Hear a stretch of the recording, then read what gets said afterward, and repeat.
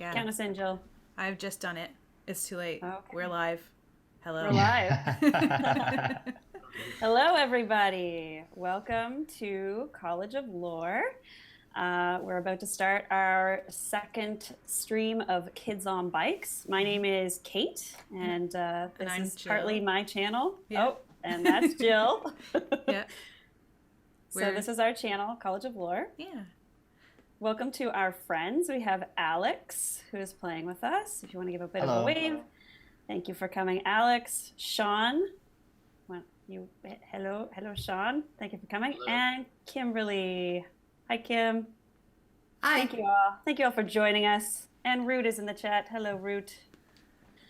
Welcome. Okay, so last week we had our sort of session 0 where we built up our characters and we built up the town that we are playing in. So before we get started, I'm going to give a bit of a summary of where we are and sort of what's going on. So this campaign or this session is set in a small town in Ontario, Canada called Connors Crossing. It is 1983. Let me open up my Connors Crossing notes. Right, so we are in the Great Lakes area of Ontario. Connors Crossing, the primary industry here is Susie's Scents, who produce and sell scented bath products and perfumes. That's how the town makes their money. They're famous. What's that? Sally Sense. Oh, I wrote Susie's Scents.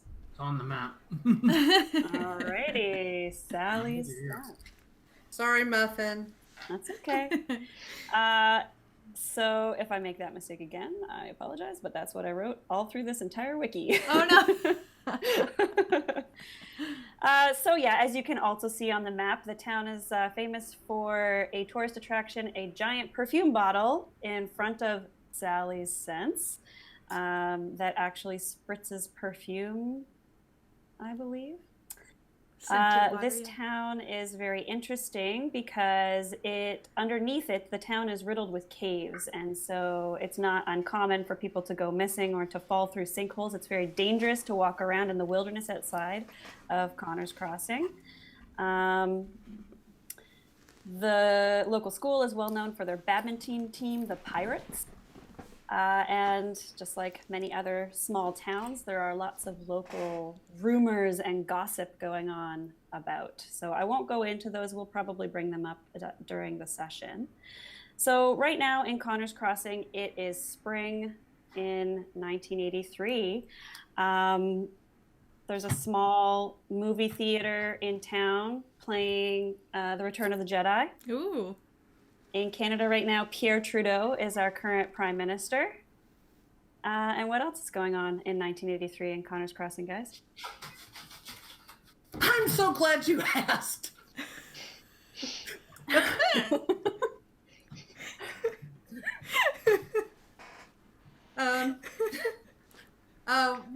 One of the things that 1983 was most known for was the 25th anniversary of Motown, at which Michael Jackson literally stunned the wall with his performance of Billie Jean, which is the introduction to the moonwalk. So you're gonna have a lot of kids, doing that jacket with the popped collar and the one glove and the hat. And instead of like flossing, they're doing that move. Oh yes. Or trying to. Typically what you have is at a school, you've got one kid who can do it. Yeah. A lot of kids who think that kid is really cool because he can do it. And a lot of kids who are really dorky and try to do it and never quite succeed. And then the ones who scoff and say they don't care. Right. It's not cool anymore. Too many people are doing it. Yeah, well, it's brand new. So right now, nobody's saying it's not cool anymore. They're saying they never care. Michael Jackson is a sellout, I like this Jackson 5 stuff better. Right. That kind of stuff, or they're fans of a completely different genre of music. You've got a lot new wave, which is of course not the same thing at all. You've got the Police's arguably greatest album, Synchronicity, came out that year.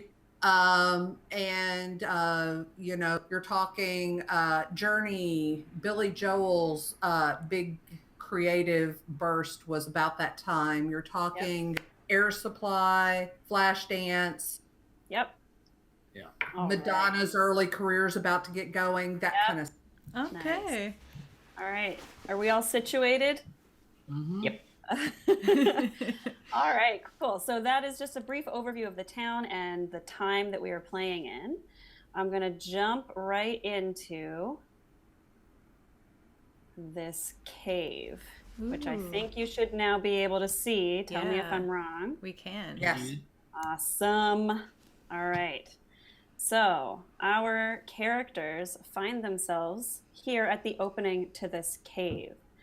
I'm going to get you each to briefly describe who you are and why you came to this cave. So in general, there have been some rumors around the town that there's some sounds, some eerie, wailing, crying sounds coming from this cave mouth.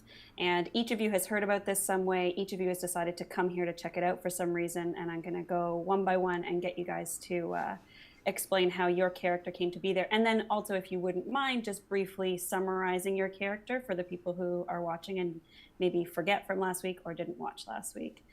So Jill, do you want to start? Yeah, sure. I'm playing Carol Bradley. I am Jeff Bradley's older sister, and I'm a conspiracy theorist. So I think that I would be there investigating, and my good friend Tracy, played by Shawn, I think that I would probably be hanging around with him trying to, you know, figure something out with this. I don't know if he agrees.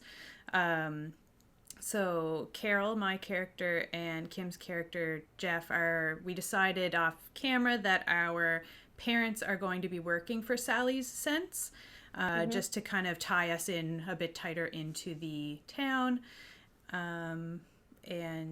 What else can I say about my character? I think all of us go to the same school, and my character is very secretive, and she hangs around with the popular kids most of the time and keeps her friendship with Tracy mostly secret. Mm-hmm. Sounds So good. no kryptonite. Yes, exactly. So speaking of Tracy, Shawn, why don't you go next? So Jill, you said you just heard some of this stuff and it's right up your alley, so Exactly. you decided to come check it out. Okay. Exactly. Yep. So Tracy is a bit of a loner most of the time. He sees secrets in everything and hidden movements and what aren't people telling us. It's a year before 1984, and that weighs very heavily on. He would be here today. Aleks, he has close ties with Carol because they believe in a lot of the same theories. Jason, he provides Jason research services, aka does his homework for bully protection. So Tracy's here today because on the advice of Mr. Wilson, the disgraced science teacher of the local high school, who's a amateur geologist and likes to study earthquake patterns, and has noted that every 23 days there is a subtle increase in tremors in the cave. So we're going down there on the 23rd day to see what's going on. Okay. You know, if Mr. Wilson hadn't accused the mayor of being a communist plant, he might have been able to mobilize more people. But as it is, he can mobilize Tracy and Carol. And what else does he need, really? Yeah. Perfect. 2 17-year-olds, yeah. Mr. Wilson, disgraced science teacher. All right. Perfect. Kim/Jeff. what brings you to this cave opening? And describe yourself, please. Yes, my character is Jeff Bradley. I am the younger brother of Carol Bradley, aka Jill's character. Younger brother. I am arguably the bard of the group. So I'll be acting like that pretty much. This skinny 14-year-old with a Rick Ocasek hairdo, and frankly, I'm not here because of Carol or her boyfriend. It's her boyfriend. I'm not here because of Carol or Tracy. I'm here because I'm the comedy sidekick, and so I kind of pretty much have to go anywhere Jason goes. And Jason heard Carol was coming. Right. Sure. Here we are. Okay. So you followed Jason. Yeah, it's what I do. Okay. Jeff sort of orbits Jason along with a few moons and Yeah. bodies. All right. Speaking of Jason, Alex. I'm Jason Connor. Yep. I am a star badminton athlete at the high school. I run around with the popular kids. I am the brutish jock archetype for the purposes of the game. I'm childhood friends with Carol, and we kind of hang out at school. I have no idea that she's a conspiracy theorist. We're just friends. Carol called me earlier, kind of like for backup / support, because you trust me. Being like, hey, there's something going on at this cave. Come prepared. I can't say much over the phone. Cool. Yep, sounds about Whatever. Let's go. And Jeff happened to be hanging out with me, so I'm like, we're going to the cave. And he's like, fine. And I'm like, prepared for what? Come prepared. Yeah. What condoms? What? Maybe both. Ew.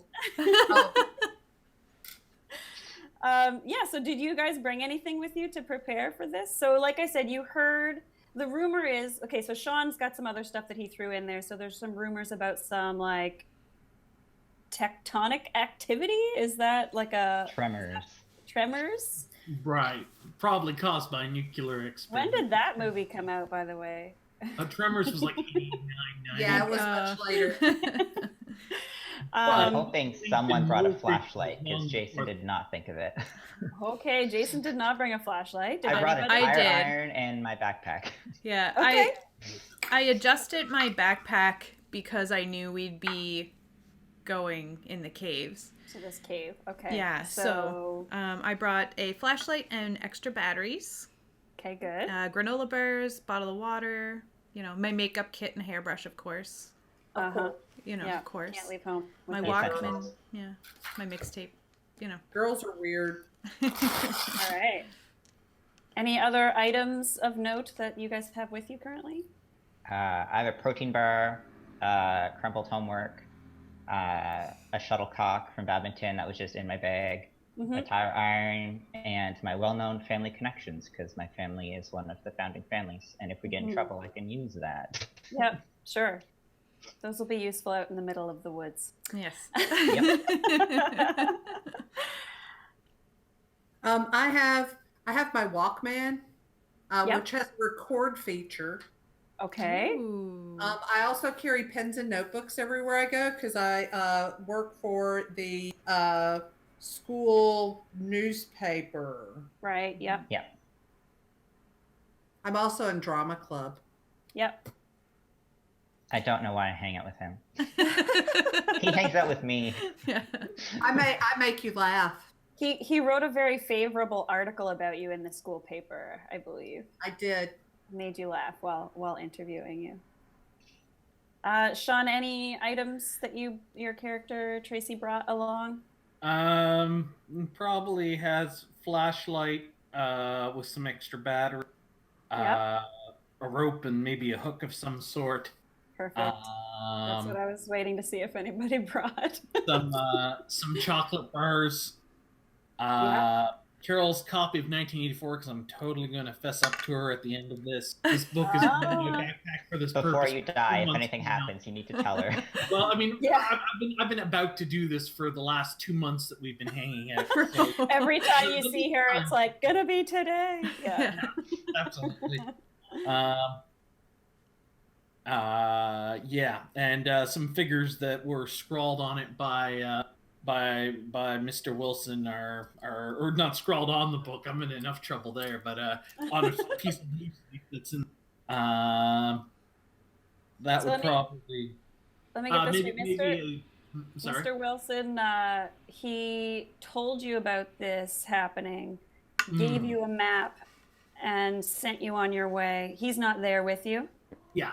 That's right. That's right. What No, he can't. They're watching him. You see. Right.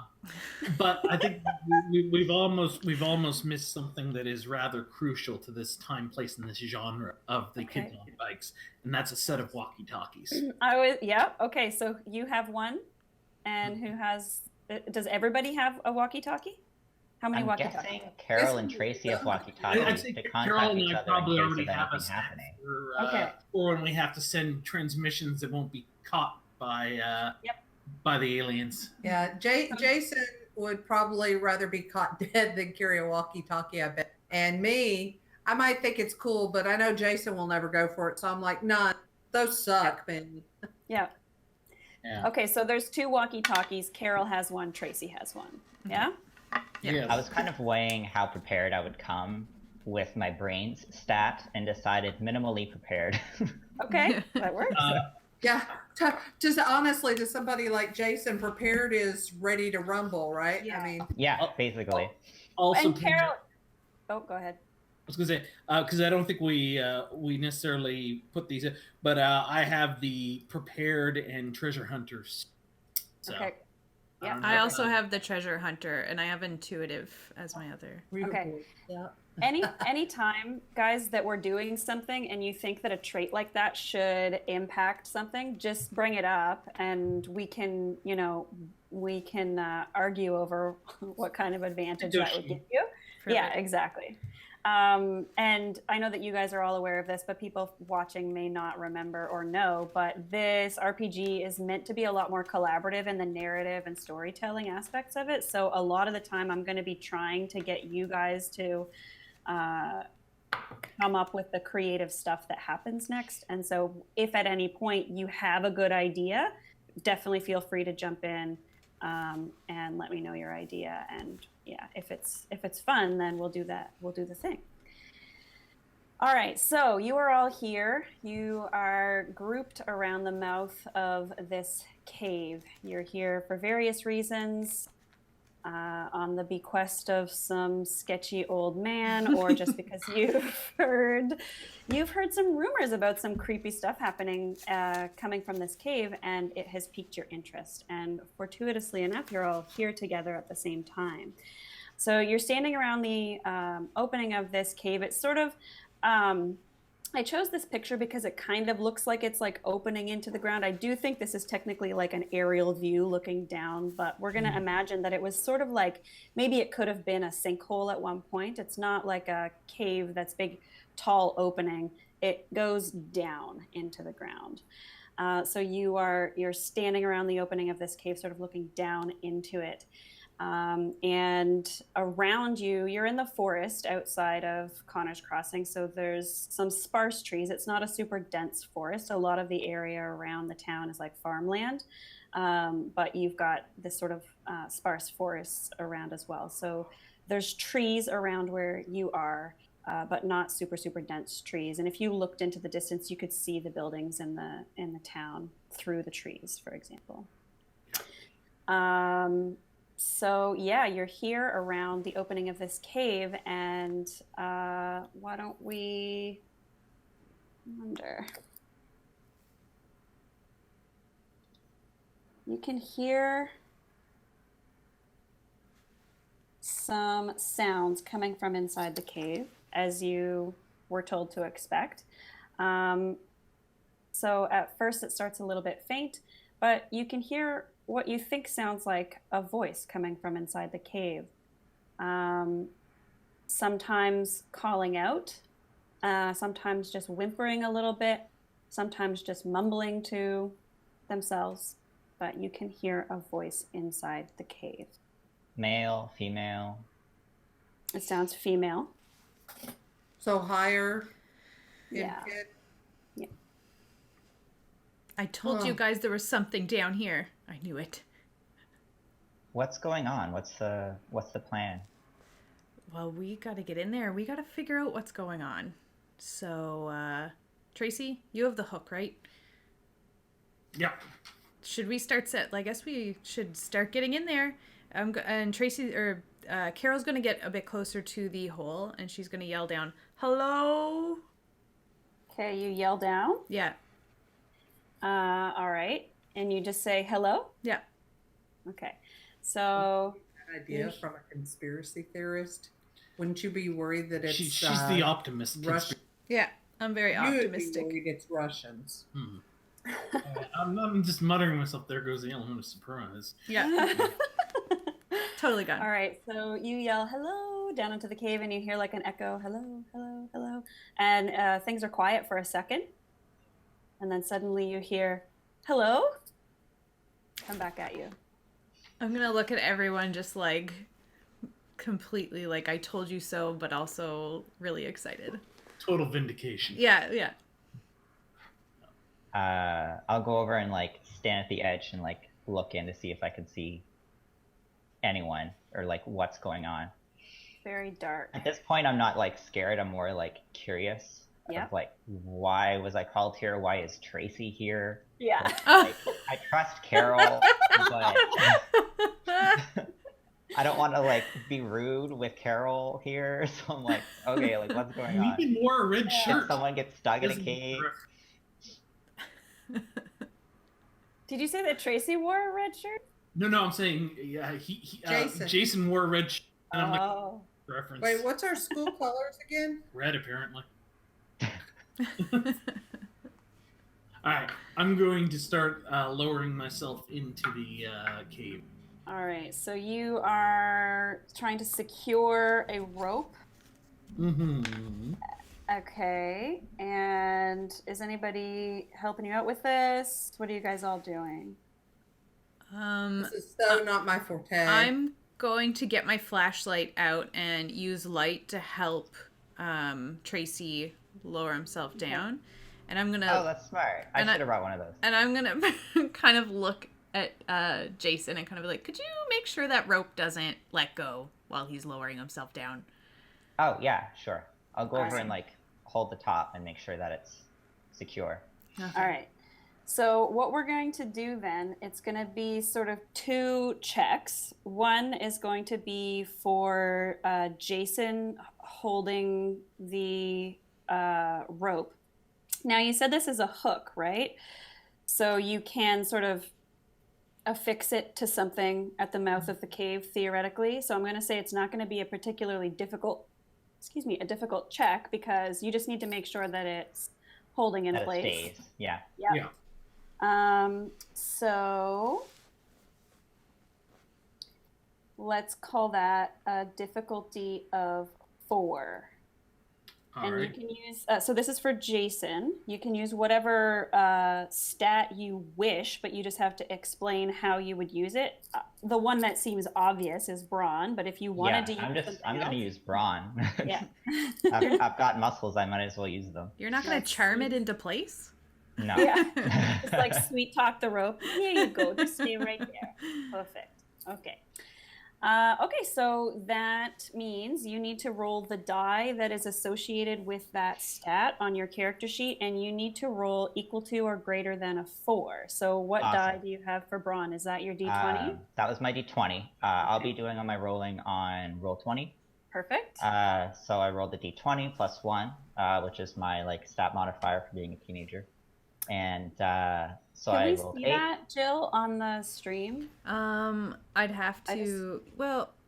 Just I make I can sure just that- say what I rolled if you guys want. Yeah, but I think if it shows up, that's good. It shows up for me, but I Fair. can't see it. Yeah, okay, perfect. Oh, wait. So you rolled a 9, right? Yeah. I bumped it up. Did it give you a +1? I have a +1 on my sheet. I think it's add to that. fight, not to. Oh, it is. Or Oh, it is to no, brawn. I think you're right. Yeah, You're right. You're right. Okay, Alex knows he's that. perfect. Okay, well, you succeed. So you are able to make sure that that rope stays solid while Tracy climbs down it. So Tracy, you're gonna climb down this rope into a cave. Mm-hmm. Flight? It would be flight unless you have something else that you can or want. But let me just decide on the difficulty here. The rope is very secure, so that would help him. It is, yeah. But the end is not tethered. Is it just hanging, or is it kind of doing along the side of the cave wall? Because if he's like freely hanging, that would be harder than if he could like prop himself up. Yeah, I think that Gym at class. least for part of it there is like a wall, but then it does drop down at the end. So we're gonna call that a 9, a difficulty of 9. Mm-hmm. So yeah, what die? I have a D10 for flight. Okay. Oops.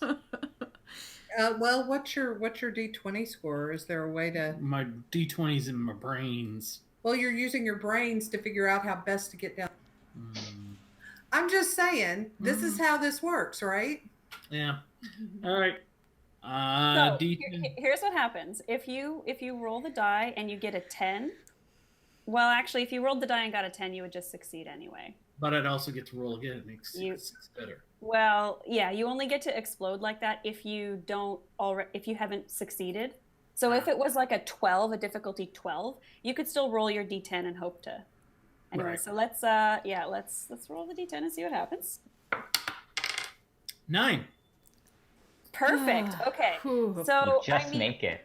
yeah, this climbing down this rope, you thought it was going to be easy. You've seen people do it in movies, like spy movies and stuff all the time. It looks like super easy, but you're realizing that, there is some skill involved in climbing down a rope. But you do make it. I mean, it's not the most graceful thing ever, but you make it down. Never make fun of Roger Moore again. Yeah. Spoiler Alright. alert. Yes, you will. Okie dokie. So, all right, you are down in the cave. What do you want to do now? Or does anybody else want to do anything? What do you see down there? Is it safe to come down? Let me open up a different thingy.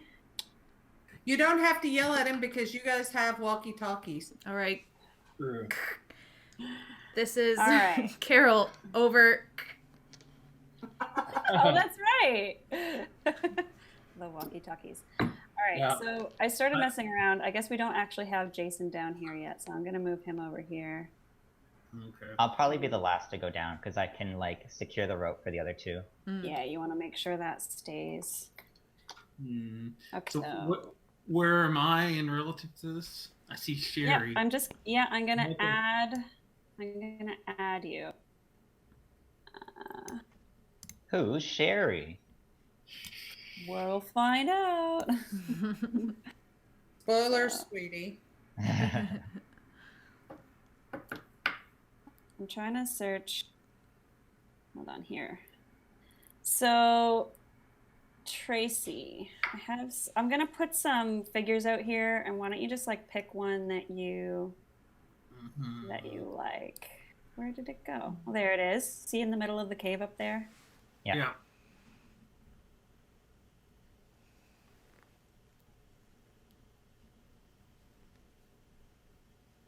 Do any of these speak to you? I guess I'll take the person with the purplish shirt at the top there's a- there, above the redhead. Okay, so Okay. you want this guy. Okay. So I'm gonna turn this into you magically. Ooh. Name, Tracy. Controlled by Shawn. Show nameplate. Save changes. Look at that. Look at that! I am like unto a god. Stick figure, whatever. So I'm gonna delete this other person that I was playing with. So yeah, you are like in this. You are in this general area here, so you can place yourself wherever you like. I'm gonna leave these other people up here, and Jill, you're gonna need somebody eventually too. So I'll put some girls out there for you to pick from. And Jeff and Jason, you guys can pick one of those people too if you wish. Might as well get this set up. Oops. Could you blow up that section? I still can't place other people. Oh, that's better. Oh, the little shrimp there. Oh, wait, that little shrimp's a girl. It doesn't matter. Because I was going to say that little shrimp is kind of a Jeff thing. This one here? Yeah. With like the gray shirt? Yeah. Okay, let's turn that into Jeff. Jeff, controlled by Shawn, who is also Kim. Show nameplate, save changes. Just gonna move him over here for now since you're not, oops. Sure. Gonna move him over here. I'll be okay. pink skirt. You'll be pink skirt? Yeah, I wouldn't be wearing a pink skirt though. Okay. I would definitely be wearing pants. Oh, okay. So there's none of the other girls speak to you? You want this one? Is the only other girl with like a black dress? What about this one? Oh, that's a girl? Yeah. Sure. Doesn't matter to me. Instead? It doesn't matter to me, sure. Okay. I was gonna go with white shirt boy at the beginning, so it doesn't matter. Well, you can use white shirt boy. This is me. Yeah. Oh, that one's you? Okay. Which one's you? White shirt boy? Yeah. Oh, okay. Okay. You can't have white shirt Everybody boy. wants white shirt boy. Jason. Oh, I could be this guy. You can be white shirt boy. And Jill, do you want to be this Sure. Yeah. shirt girl? Yeah. All right. So this will be Carol. I paid for these, by the way. I hope you like them. They're very nice. Premium content. Good old Yes. world. Yeah. All right. So Carol, you'll be over here for now. And where'd you go, Jason? Oh, I already moved myself you're away. Stacked? Okay, Yeah. Let's delete all these other randos. All right. So Tracy, you are down in the cave. You're hearing on your walkie-talkie that Carol is interested in learning about your surroundings. So you want to flash your flashlight around? Is that what you're doing? Yep, I'm gonna take a look around, look for grooves in the darkness. Yeah, so you do see it's very cavey down here. So, exposed rock walls, very jagged, not man-made, very naturally occurring looking caves. And you can see very well on the map where the voice is coming from. So I don't think that you can quite see Sherry from your vantage point right now. So you don't see anybody, but you can see some cavey stuff around you. You can see that to sort of if you're coming in, we'll say that like the side of the map there, you'd be sort of coming in that way. To the left and right, there's sort of passageways leading away, but right in front of you, there's sort of a bit of a wall. Mm-hmm. All right. I'll call out hello to see if I get some kind of audio indicator from whoever is down here while waiting for the others to come. Mm-hmm. Sounds good. So she does hear you and immediately responds and says, hello, hello, and starts to move towards you. So she'll start to move towards you. Is anybody else doing anything at this point? Not hearing back from Tracy, I'm gonna start walking down with like my flashlight in my teeth. Okay. And I'm holding the rope. Yeah. Climbing down the rope? Yeah. I can use my flashlight to guide them, like illuminate the area better or something. Yeah. Yeah, she can probably see you like at the bottom, but you're probably flashing your flashlight at the person approaching you. Hold the rope. Hold the rope. If you hold the end of the rope, it will make it a little bit easier for her. Sure. Yep. So we'll call that a 7 now, Jill. Okay, I have a D10. Okay. Oh, I rolled a 10. I was like, job. I rolled a 0, and then I'm like, wait.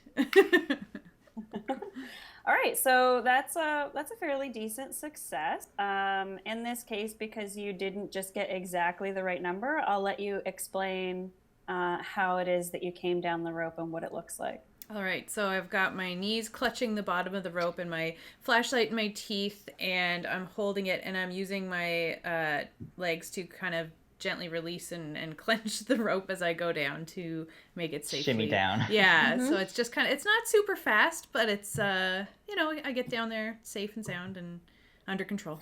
You're confident. Yeah. All right, you've done this before. Many times. Maybe. Yeah. In gym class. Gym class, yeah. Great. All right, so when you get down, you can see Tracy there, and you can see a young girl coming up towards you.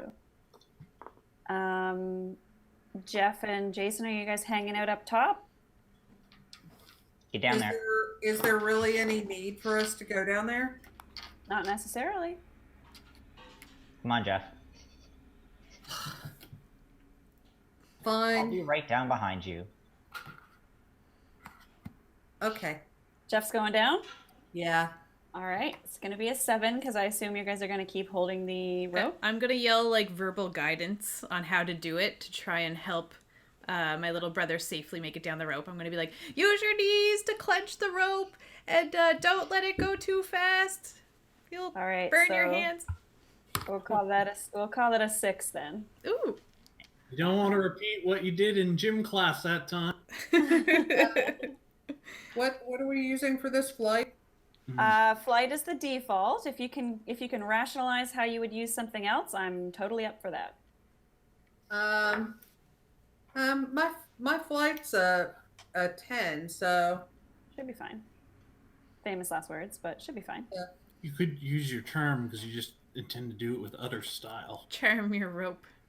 Oh yeah, here's something else that I should explain to you guys about these checks. There are 2 kinds of checks. So we always set a difficulty and you choose a stat that you're going to use. If you have lots of kind of you're doing, that's called a planned action. When you're doing a planned action, you can, if you wish, roll your stat die like we've been doing, or you can just take half of your die value as a given. So yeah, if you're doing something and you've got like a D20 and the difficulty is only 8, well, you could just, and it's a planned action and you have time, you can just take 10 and succeed. But you can roll if you want to, of course. Then as well, after you're done rolling, we mentioned adversity tokens last time we played. Now, none of you currently have any adversity tokens, but if you do have adversity tokens and you roll and you don't have what you need, you can spend adversity tokens to bring up your die roll to whatever it needs to be. So if you had 5 adversity tokens and you needed 5 more points on your die roll, you could spend all 5 of them to boost that up. When you're doing a planned action, everybody around you can spend their adversity tokens to help you out if they want to.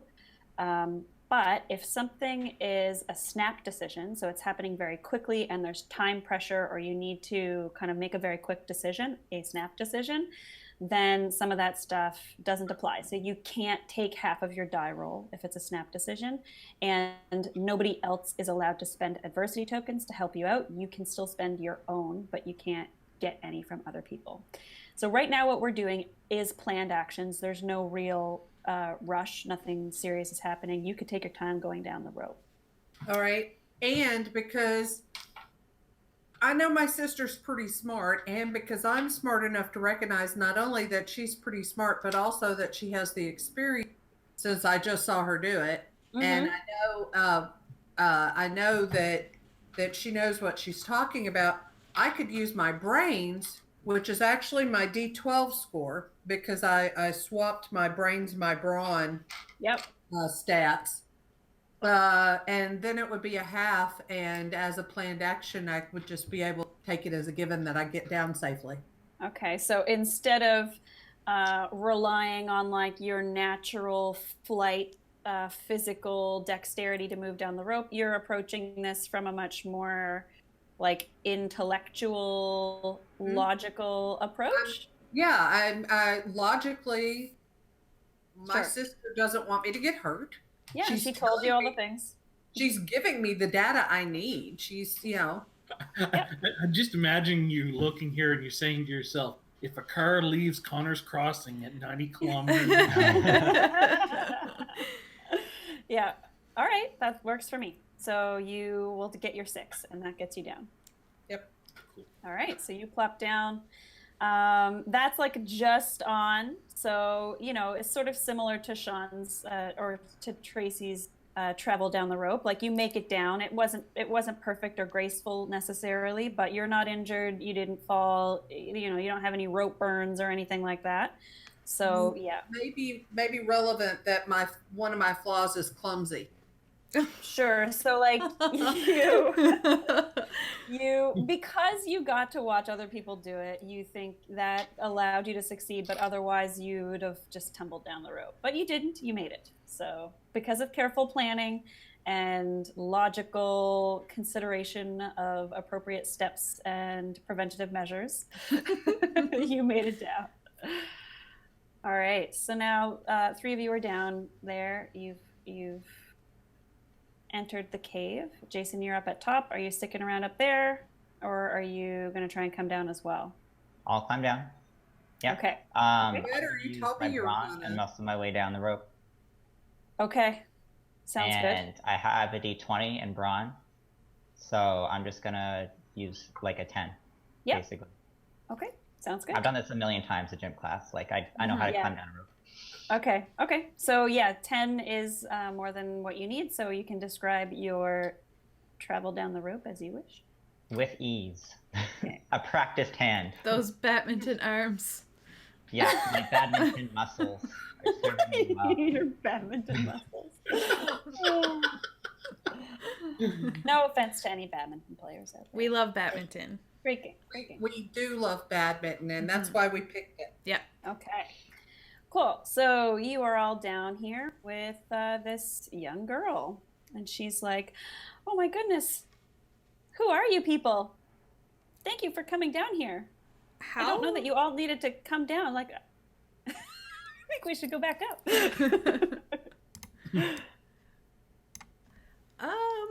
Who? Okay, I'm Carol. Who are you? Oh, she says her name, which is Sherry. I'm just gonna kind of look at my teammates. Like, And what?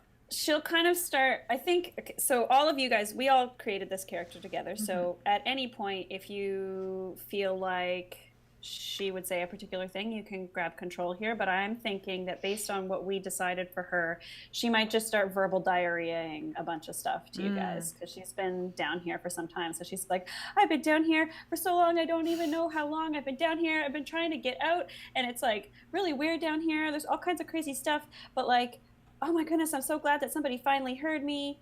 She's hugging us all because she's Yeah. socially very awkward. Yeah. She doesn't know. She's not very good at societal norms. Yes, she's like completely filthy. Her clothes are in tatters. It does look like she's been down here for like quite some time. Her hair is all long and matted, and she's, A rough-looking 12-year-old kid. feral, right? Yeah. Yeah. Sherry, you're not, but not Sherry Simpson. Is it Sherry Simpson? Who's Sherry Simpson? Is Sherry Sherry Simpson Simpson, the what? one who went missing 13 years ago? That the very yeah. Not Sherry Simpson, right? Do you want it to be Sherry Simpson? Oh well, she's She would totally- know. She would know Yeah. her last name, right? So. Yeah. Oh my God, this is Sherry Simpson. So she doesn't look like she's been missing for 13 years, though. I'm kind of like huddling around. She was So in grade here's 3 when we were in primary. so here's what you know about Sherry Simpson. This is what I'll say. She didn't go to school with you, but she is well known in the town, especially stories that you guys have heard from when you were very young, because she came here with her family. They were tourists, and they were walking around in the woods outside the town, which is specifically not advised, but they were doing it anyway.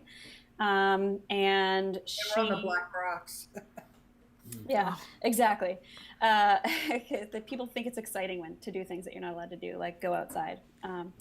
So yeah, she was lost. She fell into a sinkhole, and for a long time, people were looking for her, but nobody was able to find her in any of the caves that they were searching in. And it's been a while now since the posters around town got replaced. They just sort of stopped putting them up, and it has been assumed that she died a long time ago. Yeah. And her body was never recovered. Yeah. So at this point, I want to see. Let's see. Okay, so you're saying that the Sherry Simpson in the story would have been in 3rd grade when we were all like 5. So she's aged apparently 3 years. Yeah. But and this is going to be one of our time clues, right? It doesn't seem to match up that this could be the same person, because the time that has passed, she should be she should be older than you guys by a few years, but she appears to be younger than you by a few years.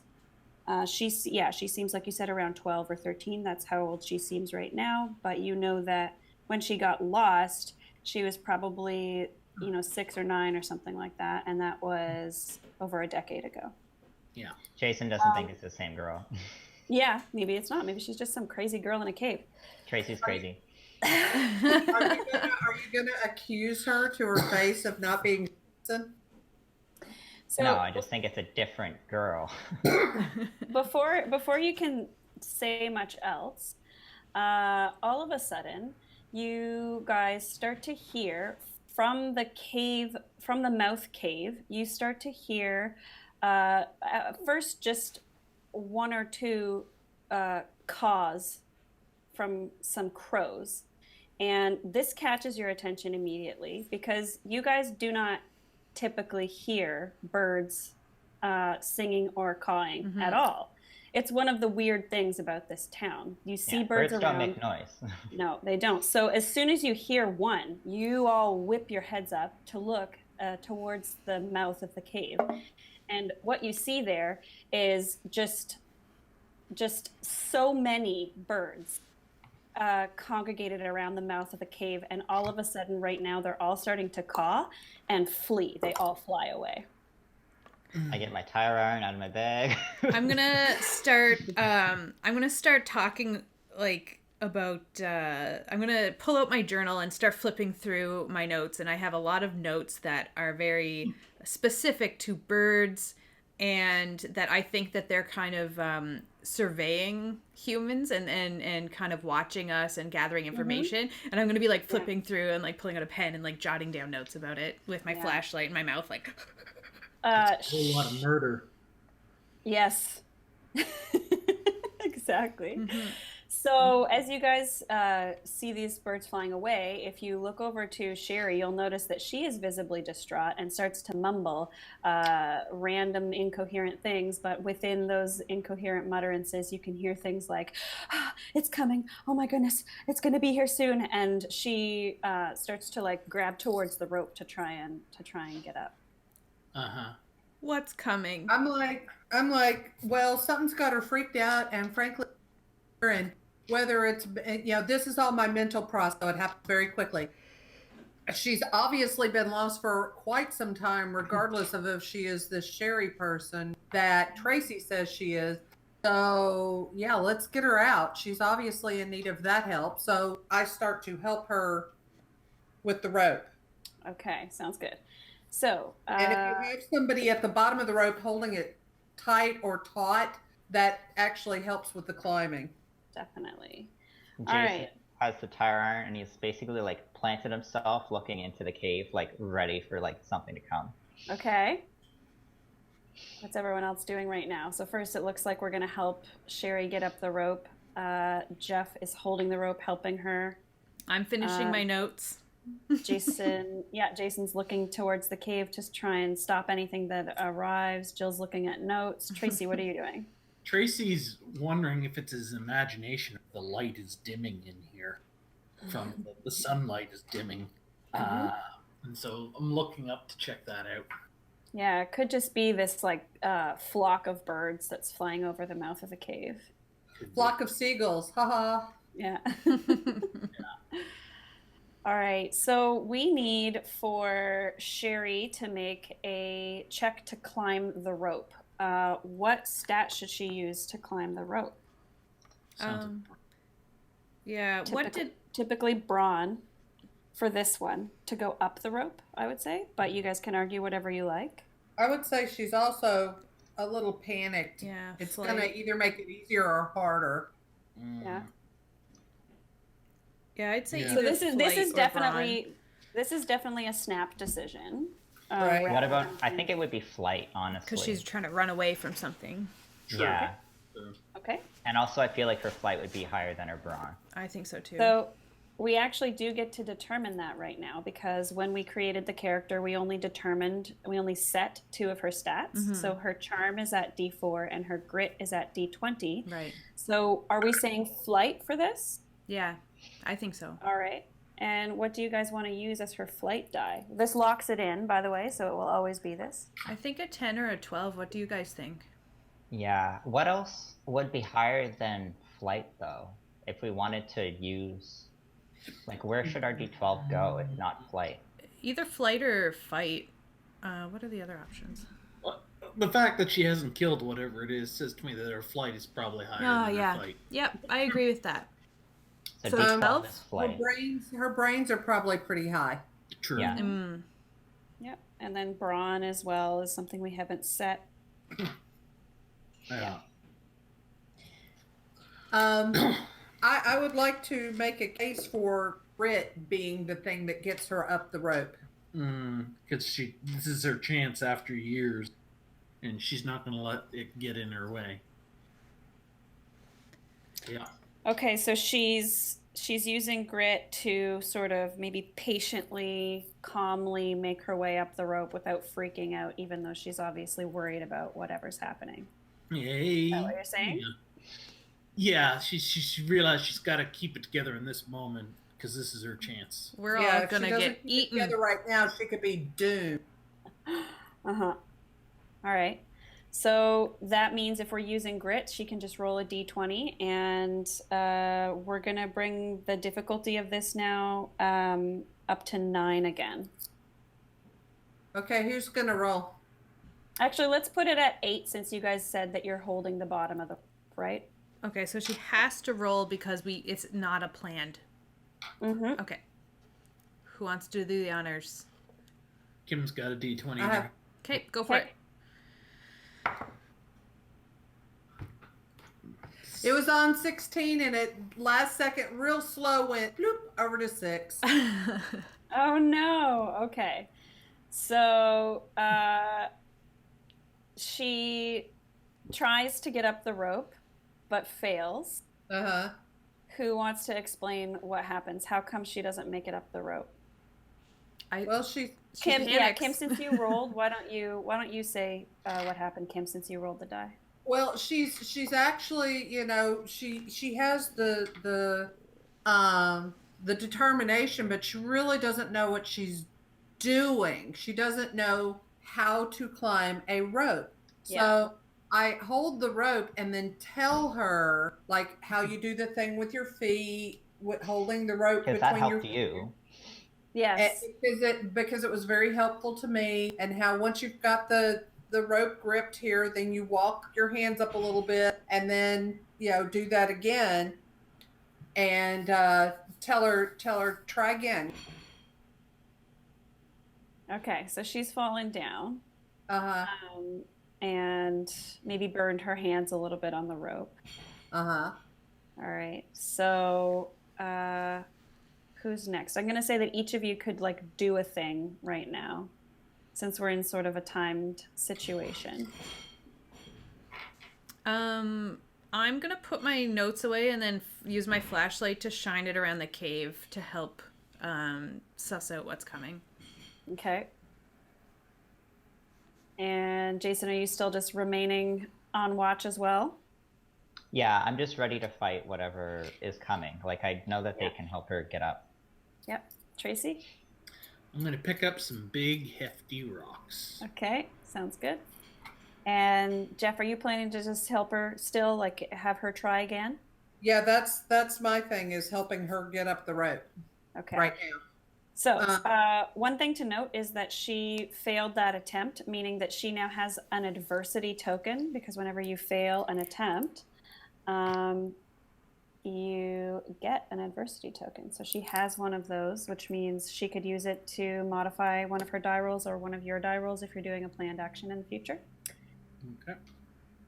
So before she can kind of steel herself to get ready for another attempt, you do start to hear coming from let me ping this map, coming from this direction down in the cave. You can hear some movement. It sounds heavy and large, but you don't see anything just yet. So we can have her try again on that rope if you guys want. We'll call it still an 8. And she could use a different stat if she wanted to this time. Yep. Somebody else gets to roll for her this time. I have proven I don't think Jill's rolled yet, have you? Or I guess to get down the rope. I'm gonna say, get out of here, get her out of here, and maybe suggest that someone else go up first to then pull her up, so that maybe someone else should make the check and then be able to help her get out of the cave. Someone with a really high brawn.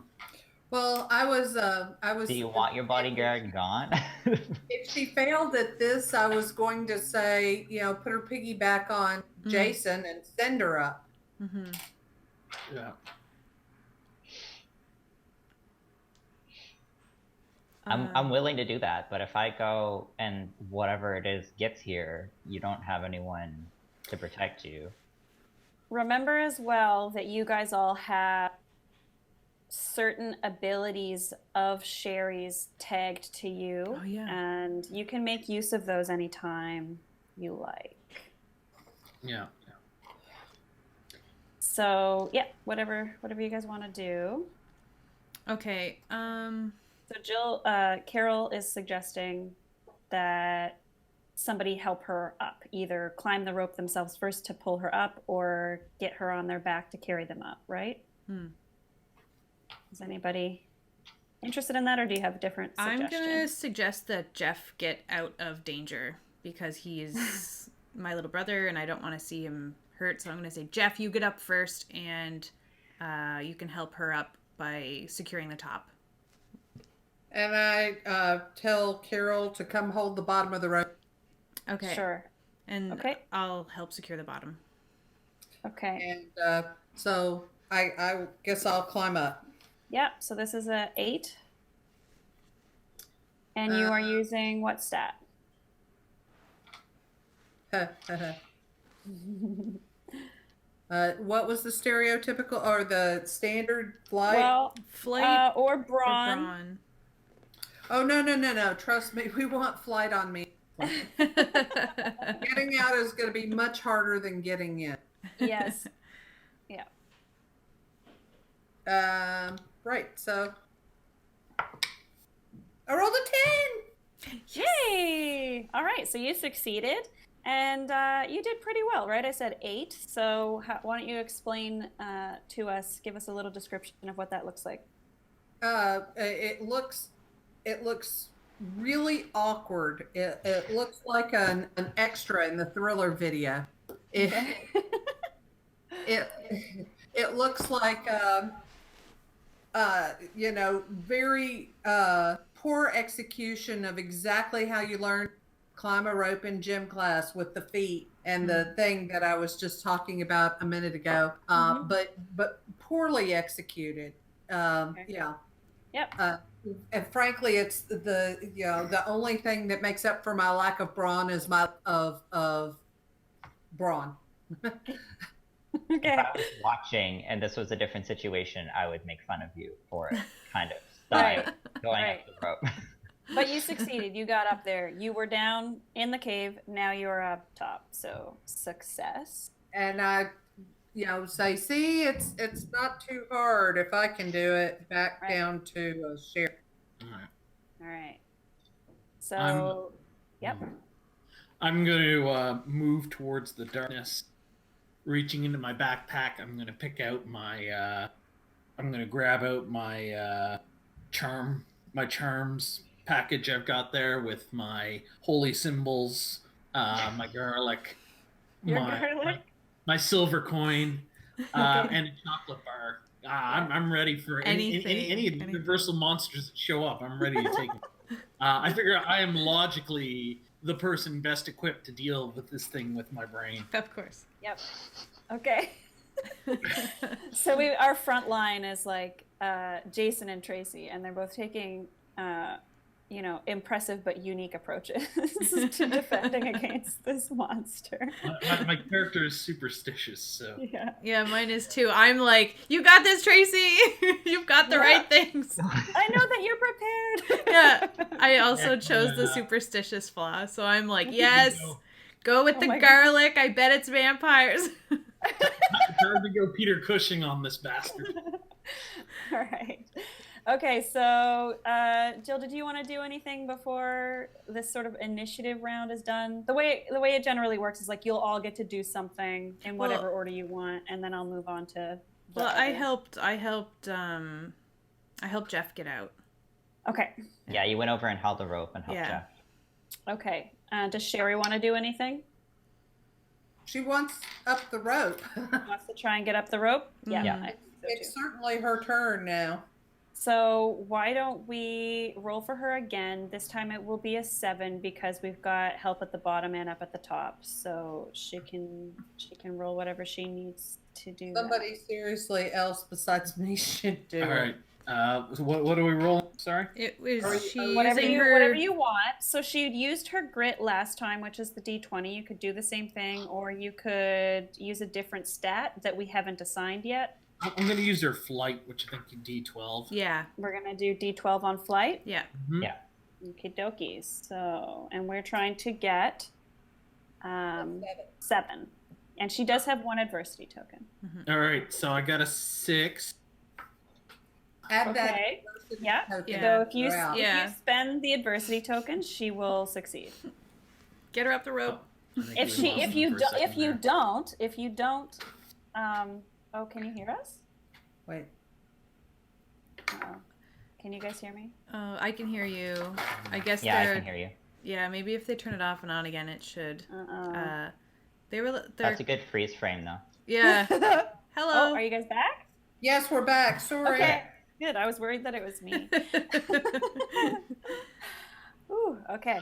So what was I saying? Oh yeah. So yeah, you could spend the adversity token. Then she doesn't have one, but she's up at the top. Or if you let her fail, she does get another adversity token, and she's just still down in the cave with you. So what happens is she's getting up there near the top, but then she's getting up there, the bright light, the clouds part, and the bright light appears her. Yeah. And so she, in a panic, she lets go, and she's free falling. Oh my gosh, she definitely lands on me. As she's free falling, the ground moves up and sort of forms a slide, and so she sort of slides safely down. Okay, so she is using one of her powers. Is that correct? It would seem so, yes. Yes. All right. So there are mechanics associated with doing this. So she is shaping the ground. All right. So she has 7 psychic energy tokens to start off with. Using one of her special abilities spends one of them. So I'm going to mark that she now has 6 psychic energy tokens. So then we need to set a difficulty for what she is doing. I'm going to set the difficulty at, let's say, we'll set it at 3. Then she needs to roll 2d4 to try and meet or beat that difficulty. Shawn's rolling. Yep. A 1 and a 4. 3, so 4. Okay, so she got 4? Yeah. Perfect. And just FYI, if it happened that she didn't meet or beat, you could spend additional psychic energy tokens the same way that you spend adversity tokens, but it's just like that's her little mana pool kind of thing. And if she ever goes down to 0 physical psychic energy tokens, that's not good. All right, so yes, she does this amazing thing. She lets go of the rope, suddenly fearful from the light, like you said, and this sort of ground lifts up to meet her and creates a slide that sort of brings her gently back down. And you are all quite astonished by this. I knew it.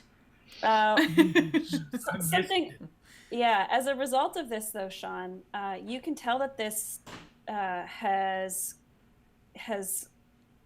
been exerting for her to do. What happens to her, that physical sort of representation of the effort that she put into it?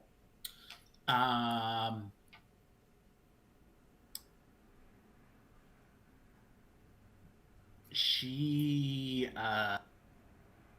looks a little shorter and a little younger than she did. Okay. She looks a little bit younger. Interesting. Perfect. I love it. So that maybe causes some things to click in some of your heads. Nah. All right, but she seems fine. Okay. I'm just doing the flat bits. So at this point, from around the corner, let's go. I wonder if I could find a little. Oops, I misspelled it. Probably should have picked this thing out first. Oh. The premium assets are always the one that I want. Yeah. Yeah. That is It my makes design. sense, though, yeah. How else would the artists get paid? We have to get paid. Let's use this thing. Yeah. Hello, this thing. Did it show up for you guys? Okay. Yeah. Just dear. gonna adjust a little bit. It doesn't really look you made like... it bigger. That was what you adjusted. Oh, God. Here it comes. So I guess, yeah, you'd probably see it right about here, right? Because you Tracy guys sees it with his flashlight. yeah. So it's like right about, oh my goodness, that's a little bit closer, but we'll say that it's there. So from around the corner, there's a couple, at least one flashlight pointing at this, right? Yeah. Yeah. Yeah. So from around the corner, you hear, like, you could hear this stomping movement coming from within the cave. And now you can hear some like animalistic grunting and breathing noises.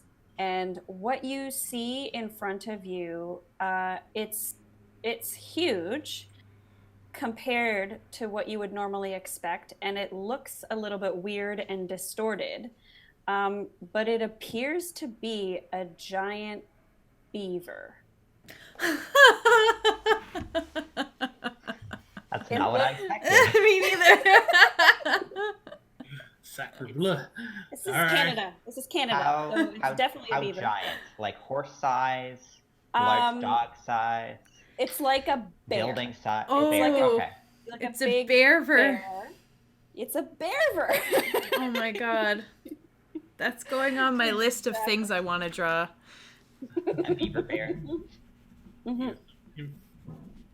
So No. I mean, it doesn't just look bigger though, does it? It's not just It's more a big monstery. Yeah, it's not just a big beaver. It's like kind of mutated in a bit. So, Alex, what kind of weird mutation can you see on this beaver? Its fur looks like more like sharper almost. Like Like it a looks like porcupine? raggedy, Okay. and instead of like little beaver feet, you can tell it has like claws and not just like Yeah. little beaver feet. Yeah. Oh, Porcubeaver. Yeah. It's Beaver. Yep. Yep. All right. Sean, do you see any weird mutations that stand out to you on this creature? That's You guys not are enough. Yes. Absolutely. Yeah. Even just a normal giant beaver would be scary. Yeah. Its eyes. It has human eyes. Ah! With intelligence. Yeah, yeah, that is, yeah. Yeah, it doesn't look as animalistic as you might expect, right? In 1968, a secret military division was like, we need to make the national animal a symbol to be feared. Oh my Yes. god. Oh my god. All right, so you guys will all get to act now, but it is right there in front of two of you. So you can, again, just sort of decide the order in which you want to do stuff and what you want to happen, but you're all pretty terrified at this monster, like literal monster, that has appeared in front of you. Really? I'm gonna go first. I'm reckless as one of my flaws, Okay. and also heroic. Yeah. And I tend towards fight instead of flight, so I'm just gonna attack it. Okay. So. I'm up at the top going, what's going on? What is it? What's on? A lot. All right, so what we're going to do here is an opposed roll. The attacker, you're going to get to roll whatever you want based on what you're going to be doing. So describe to me how you're going to attack this creature. With my tire iron, I'm just gonna Okay. go at it. Can I use my brawn for that? Mm-hmm, you can. All right, and then the...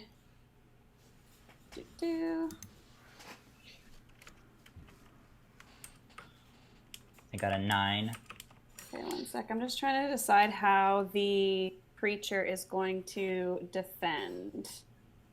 The creature is probably just coming straight at you using brawn as well. Yeah. All right, so their brawn. How are you rolling the die? Here's a die. I would like to roll a d12. All right, so you got a 9. Yes. So attackers roll. All right. So you've succeeded in attacking this thing. Because your roll was greater by 2, you have narrative control over the situation. So you explain how you attack. And I will explain a little bit what the monster does to mitigate some of the harm, because it wasn't like a super powerful attack. It did hit, but not like a lot of damage was done. So this monster will be hurt by this, but only temporarily. So they might be stunned or whatever. So you can I thought you were friends. I was going to offer to chocolate bar until a minute there. I was gonna suggest throwing a wooden cross to distract it, like go fetch. But yeah. What if there's a vampire deeper in? It's the cross. Throw the cross. Throw the wooden cross. I'm gonna use my brains on this beast, and I'm gonna flash my flashlight right in its eyes. Okay, so before we do that, we'll do a roll for that as well. But before Sure. We do that, Jason, can you explain what happened? You swung your tire iron? I brought my tire iron from my dad's garage. Because you said come prepared, so I'm like, cool, tire iron. That's what I bring. Yeah. Yeah, I'm prepared. So I swing it at like its face / like just the closest thing to me, and I just whack it as hard as I can. Cool. And so it does strike the monster, but something just ran by my window. Was it a giant beaver? I'm on the ground floor. Okay. It was, yeah. That is in fact a relevant question. Yeah. But like you're aiming for the head, it doesn't strike its head. This monster like shoots its arm up and like, swats out of the way a little bit, but it does still seem to have done some damage to it. Okay, so Shawn, you said you're going to use what to attack this creature? I'm going to use my brains and my flashlight to flash the light right into its eyes. Okie dokie. So you can roll that. I'm going to be rolling flight in response to that. Better. I rolled a 15. Okay. I rolled a 17. Ooh. Well, aren't you great? It's So, highlight. all right. Right. Okay. So you've flashed your flashlight at the creature, and it does sort of squint a little bit, and it seems to dislike what you're doing, but it doesn't seem to have slowed the creature down in any way. It's angry. Yeah. And like, I mean, you assumed that because it's down here in the caves that it would be very light sensitive, and you saw Sherry's reaction to the light. It just doesn't seem to have had the effect that you hoped for, unfortunately. Night vision. All right, so I think we've had an action from Jason and Tracy, Carol and Jeff, and Sherry, I believe, all have something to do, right? Jeff is still yelling, Jason, be careful. What's going on? What's happening? Stay down there. Beat it, Tracy, and be done with it. Yeah. Oh no.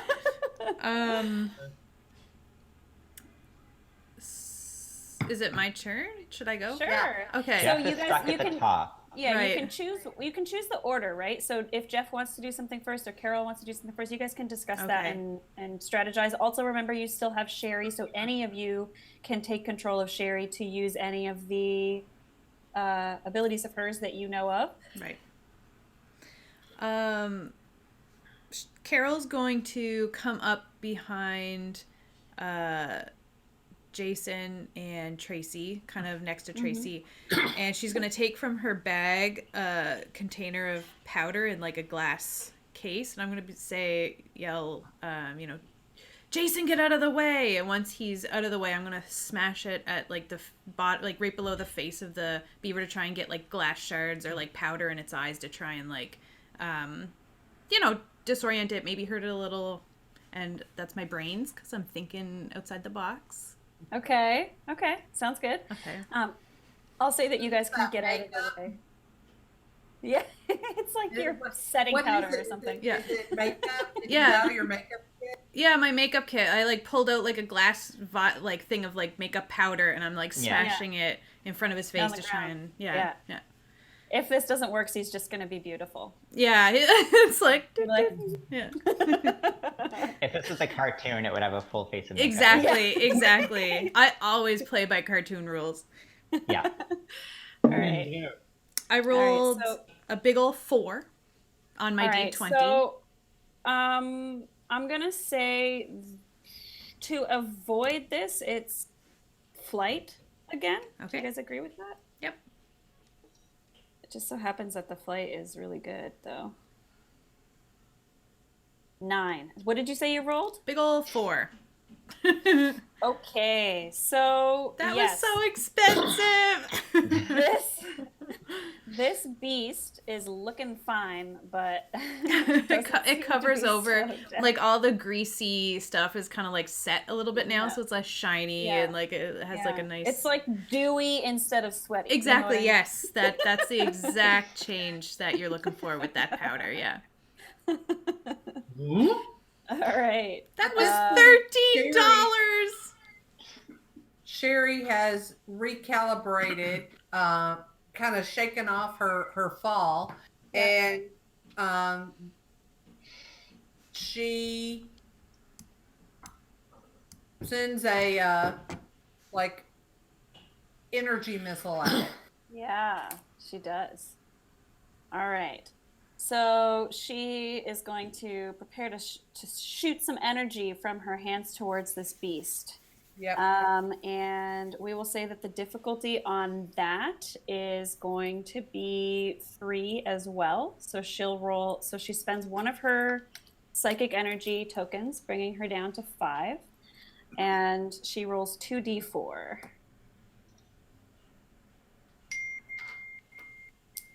Attempting to get. Is that correct? You cut out, but it's 3 that she needs. Yeah. I got a 4. Perfect. All right. Why don't you describe to us what this looks like? Do you see anything visible? What happens when it strikes the creature? You don't see anything visible, and she's had to time it very carefully. She really doesn't want to hit these new people, but she doesn't really have the social wherewithal to yell out everybody move or anything like that either. She's just going with timing. Yep. And when the energy bolt hits the creature, it's like I said, it's not really visible. She kind of goes like that, and it goes and kind of turns around and lumbers away. Yeah. Or flees. So I'll actually say that it kind of like knocks the creature down, and it doesn't appear to be dead necessarily, but you think that it's probably been knocked unconscious. Okay. Jason is impressed. Yeah. The Return of the Jedi is in the theaters, and we just saw Sherry pull some Emperor stuff. Yeah. It's the Force. Yeah. The force is with her for sure. Wow. Where's her Everybody, what's going on? She hasn't seen Star Wars. What? All right. So, yeah, how do you react to that? What do you want to do next? This thing is unconscious. You're unsure for how long. Let's get out of this cave. I hit it really hard in the head with my tire iron. Okay. I feel like Sherry would have a bit of like pity for this creature because she does love animals so much. Yeah. Maybe so she not looks sad. this one. She would tell you don't. As you're going over there to hit it with the turn, she would say don't. I bet that Sherry chased a beaver into these caves years ago. I bet a beaver chased Sherry into these caves years ago. Ooh. I rolled an 11 to hit it in the head. Yeah, you don't need to roll. You don't need to roll because it's on the ground. So, yeah, like you whack it with this tire iron and in the head. Yeah, I wanted to stay down. Yeah, so you're attempting to like kill it, right? Basically. Yeah. Tracy. So, Sherry is not going to approve of. well, anybody who doesn't approve could try and stop him if they want. This is the evidence, man. This is the proof. It tried to kill us. And you want to kill it. You want to silence it. I see how it is. Actually, did it actually attack us? You're the establishment. It did not. No, Mr. Big Time Badminton went all Arnold Schwarzenegger. Term here on it. Okay. So we'll say I'm going to say that you did that as a sort of reaction, and it did happen. So the creature does not, it's not looking so hot, and maybe you guys are if upset anything, with. it's concussed for longer now. Yeah. We have more time. Yeah, and if you guys want, like, we don't have to. Well, we can do checks to get up the rope if you want, because if you do fail on the way, you get adversity tokens. But also, if you want, why don't we just say you all make it up and everybody has one adversity token? I'm fine with that. Does that like, work with you guys? Just this. to kind of speed it along a little bit? Yeah, because Yeah. I mean, I know that it's super fun to roll over and over again to climb a rope, but, you know.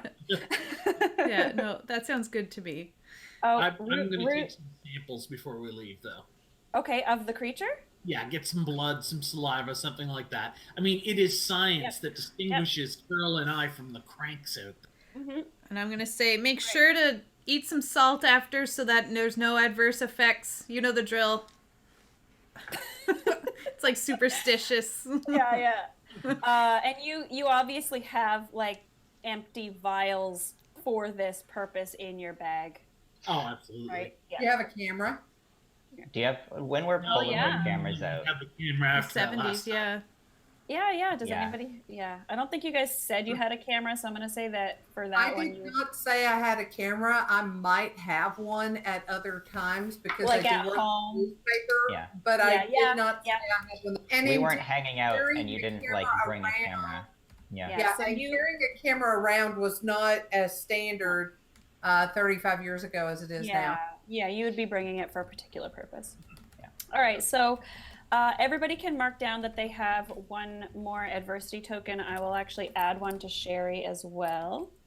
So you have one each, I think, now. Yeah. I'm at the top. Do I still have one? You do, yeah.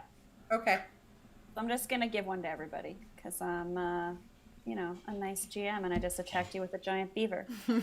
So They're useful. They're called adversity tokens, but they're useful. It's not like it's never happened. yeah, it's meant to sort of encourage people trying to do things that they might not succeed at because there's always going to be some kind of benefit to making an attempt. So yeah, I really like that mechanic. Fail forward.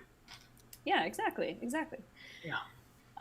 Okay, so yeah, you guys are now up at the top of the cave again. You are Telling me what happened. Yeah. I'm calling you all liars.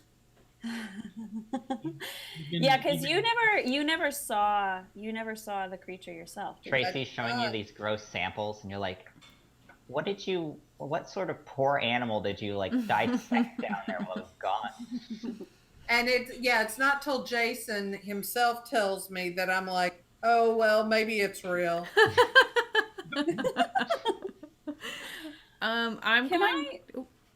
Just out of curiosity, Jill, do you know if I have those little character tokens on a different layer, can I bring them over here somehow easily? Or I've always been dragging them out of my library again on the other page. Okay. I'll do that when I need to. We don't need to do that right here. Right. So this will be like less structured. Maybe I'll go back to the town map and you guys can discuss what happens now. It's I'm assuming that Sherry would look younger yet again. Oh yeah. She does. Yes, she does. After having done the energy bolts thing. So now she might look 8 or 9. Is that what we're going for? I'm not going to say for these little.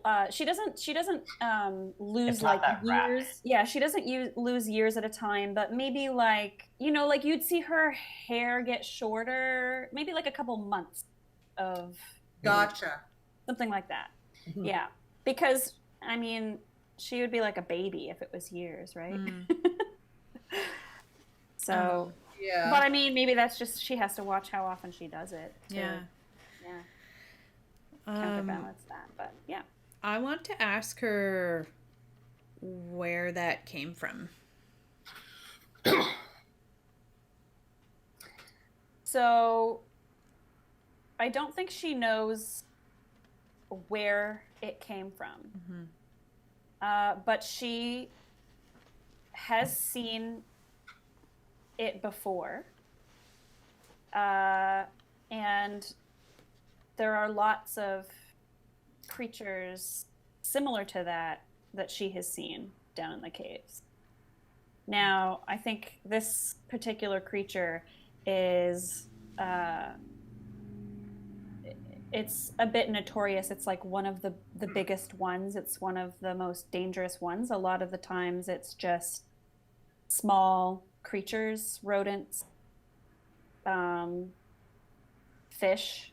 And you guys recognize this a bit, right? Yeah. Like you've heard rumors It's the local Bigfoot.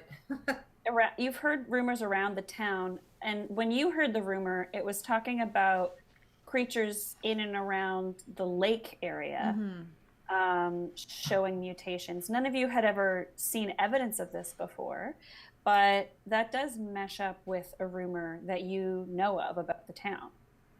So this is sort of speaking to that. It's definitely, you would immediately think of her. And you probably would have thought of it as soon as you saw the giant mutated beaver. But you definitely hadn't heard of any rumors to this degree, right? Like what you had heard of or imagined was probably, you know, an extra fish with limb. more eyes. Yeah, more eyes or whatever, like 2 tails or something like that.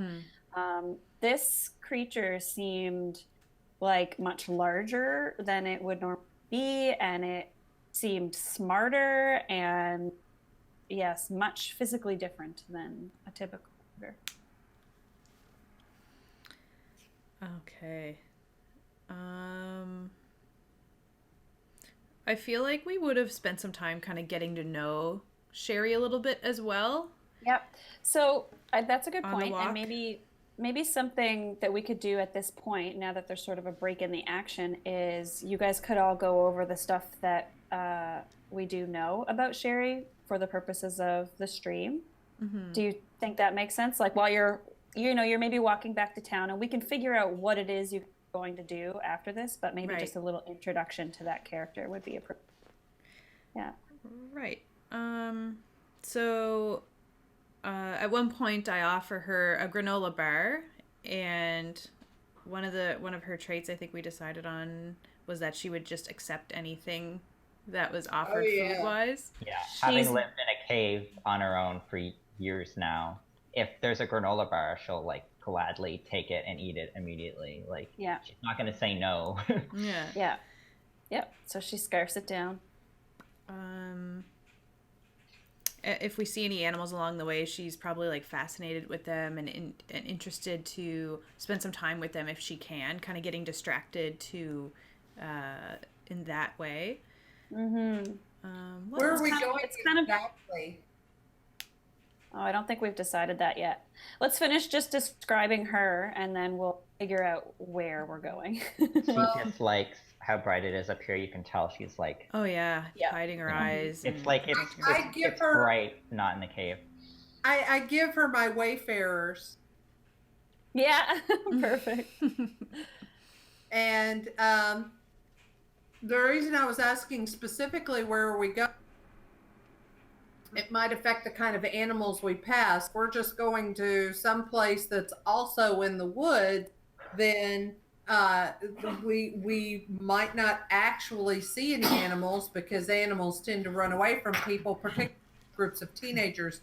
But if we were going through, say, the suburbs, the outskirts of town, then there might be dogs and or cats. She doesn't care too much about the dogs and cats, but there's like a rat in the alley, and she's like, "Oh, it's a baby." I know that one. Exactly. All right. So what else do we have? So she's not a huge fan of the bright lights. She loves little animals. She'll always eat food. We've also already encountered her social nature, right? Which is that she's not shy. She's very willing to communicate, but is pretty awkward in so doing. And we've seen practice. That's right. Yeah. She's used to talking to those rats. Yeah. So she has no idea how long she's been missing, I don't think. No, not really. She has a very confused sense about the time that it's been that has passed. We've seen, so I don't know what you guys think, but I will say the powers that we've seen so far is that she seems to be able to shoot some kind of energy from her hands as sort of a force, and she was able to shape the ground in the cave to create that little slide for herself. Do you guys think we should keep the other powers that she has secret for now and like let them come out as they come out? Yeah. Sure. All right. Cool. So yeah, that's a little bit of an introduction to Sherry and her character and what she's like. So yeah, now you guys, where are you going? What are you doing now? Well, shouldn't we tell somebody we found? Like somebody meaning officials, like Yeah. Um, My instinct would be to bring him back to town and like bring him to the police station and let them know that they're in on it. We found her. can't do that. They're not. That's what? exactly She's a what I was missing girl. expecting. They're not going to believe that it's Sherry Simpson. Well, I don't Well, even if believe it's not the Sherry same Simpson. one, she's still a girl who was lost in a cave. Yeah, We wanna help. we need to help her find her parents. Oh, they're Lock her not up. gonna. Yeah, they're just gonna do tests on her. She'll never see the light of day again. There is She'll end up no working way. for the CIA. Who would do tests on her? That's ridiculous. Are you kidding me? Did you see what she was able to do down there? They would never. There are powers at work here that are beyond your comprehension. Jason's like, oh my God, Carol is crazy. Where do you suggest that we bring her then, if not the police? Are Shawn and Kim frozen? Oh, yeah. They're definitely frozen. Oh no. Do we want to maybe take like a little 10-minute stream break? I kind of need to go to the washroom anyway, Yeah. so we can take a little break, put up our little Sure. break thing, And we'll figure out come where back. we're going when we get back. Yeah, we'll come back in a few minutes. All right, see you soon. Bye. We're back. Hello. Hey everybody. Thanks for sticking around if you did. We're When back. last we saw our noble adventurers. Shawn and Kim are back. All right, so to pick up where we were, you guys just got out of the cave. You found a crazy monster and a girl with powers. And you are now trying to figure out what you should do next. Right. And I was about to berate Carol for ruining Thanksgiving dinner every year with her crazy conspiracy theories. And now she's going to ruin this young girl's life. We have to help her find her parents. Do you know how to do that without going to the police? I don't think so. Where should we bring them, Carol, if not the police? Do you have an idea? I think we should bring them to our science teacher. He'll know what to do. Yeah, so how do you guys think, because she's here with you, so you don't need to be talking about her. So she's, yeah. How are you, Sherry? How are you? Who do you know? How do you guys think Sherry would respond to this? And like, is her first concern right now finding her parents, do you think? I think she doesn't want to find her parents, and she's not going to tell us why. Right. So it's sort of my inclination as well that like maybe she wouldn't say something like, I don't want to find my parents, but she is probably pretty concerned with the happenings in the cave and what's going on down there. Right? Like yeah. Go ahead, Karen. She wants answers. Yeah, what she has noticed down there is that, she's been down there for a long time. And things have been weird like this down there for a long time, but it seems to her like things are getting worse and like that crazy creature is not like anything she has seen before. And she's also noticed changes in herself lately and things that she can do. Yeah, I've performed probably performed some basic first aid on her once we got her out of there, like, checking for cuts and abrasions and that kind of stuff. And after I did that, Tracy got a little pale and said, no, we cannot take her to the police, but he's not telling anyone why. Okay. Sounds good. So, yeah, I think that... Jeff's going to refer to you as the weirdo for the remainder of the game. I've seen things. Yeah, if Sherry's doing anything, she's expressing concern in the safety of the town. What kind of weird stuff have you seen? You said you've been seeing weird things, like anything in particular besides monsters? Golfing. What did you say, Kim? I'm scoffing at the monster. Oh. When he says besides monsters, I go, oh. Because you haven't seen the monster yet, so you don't believe it? Yeah, if anybody besides Jason had said it, I would flat out call them a liar to their face. Yeah. But because Jason says it, all he gets is a. Yeah, and you haven't seen Sherry do anything Nope. weird yet either, right? No. Have you guys told Jeff about this? Oh yeah, I think we would have outlined what happened. Do you think Sherry tries to prove herself to him at all, or no? Nah. I don't think so. She doesn't strike me as somebody who actually cares if people. Yeah. Or she hasn't really registered the need for social approval. I'll just D4 charm. Right. D4 charm. Yeah. Right. True. And it does have a physical cost to her to use the power, so she's probably not just like willy-nilly. Yeah. All right. All right, So- fine. So do we take her to the science teacher? That's my vote.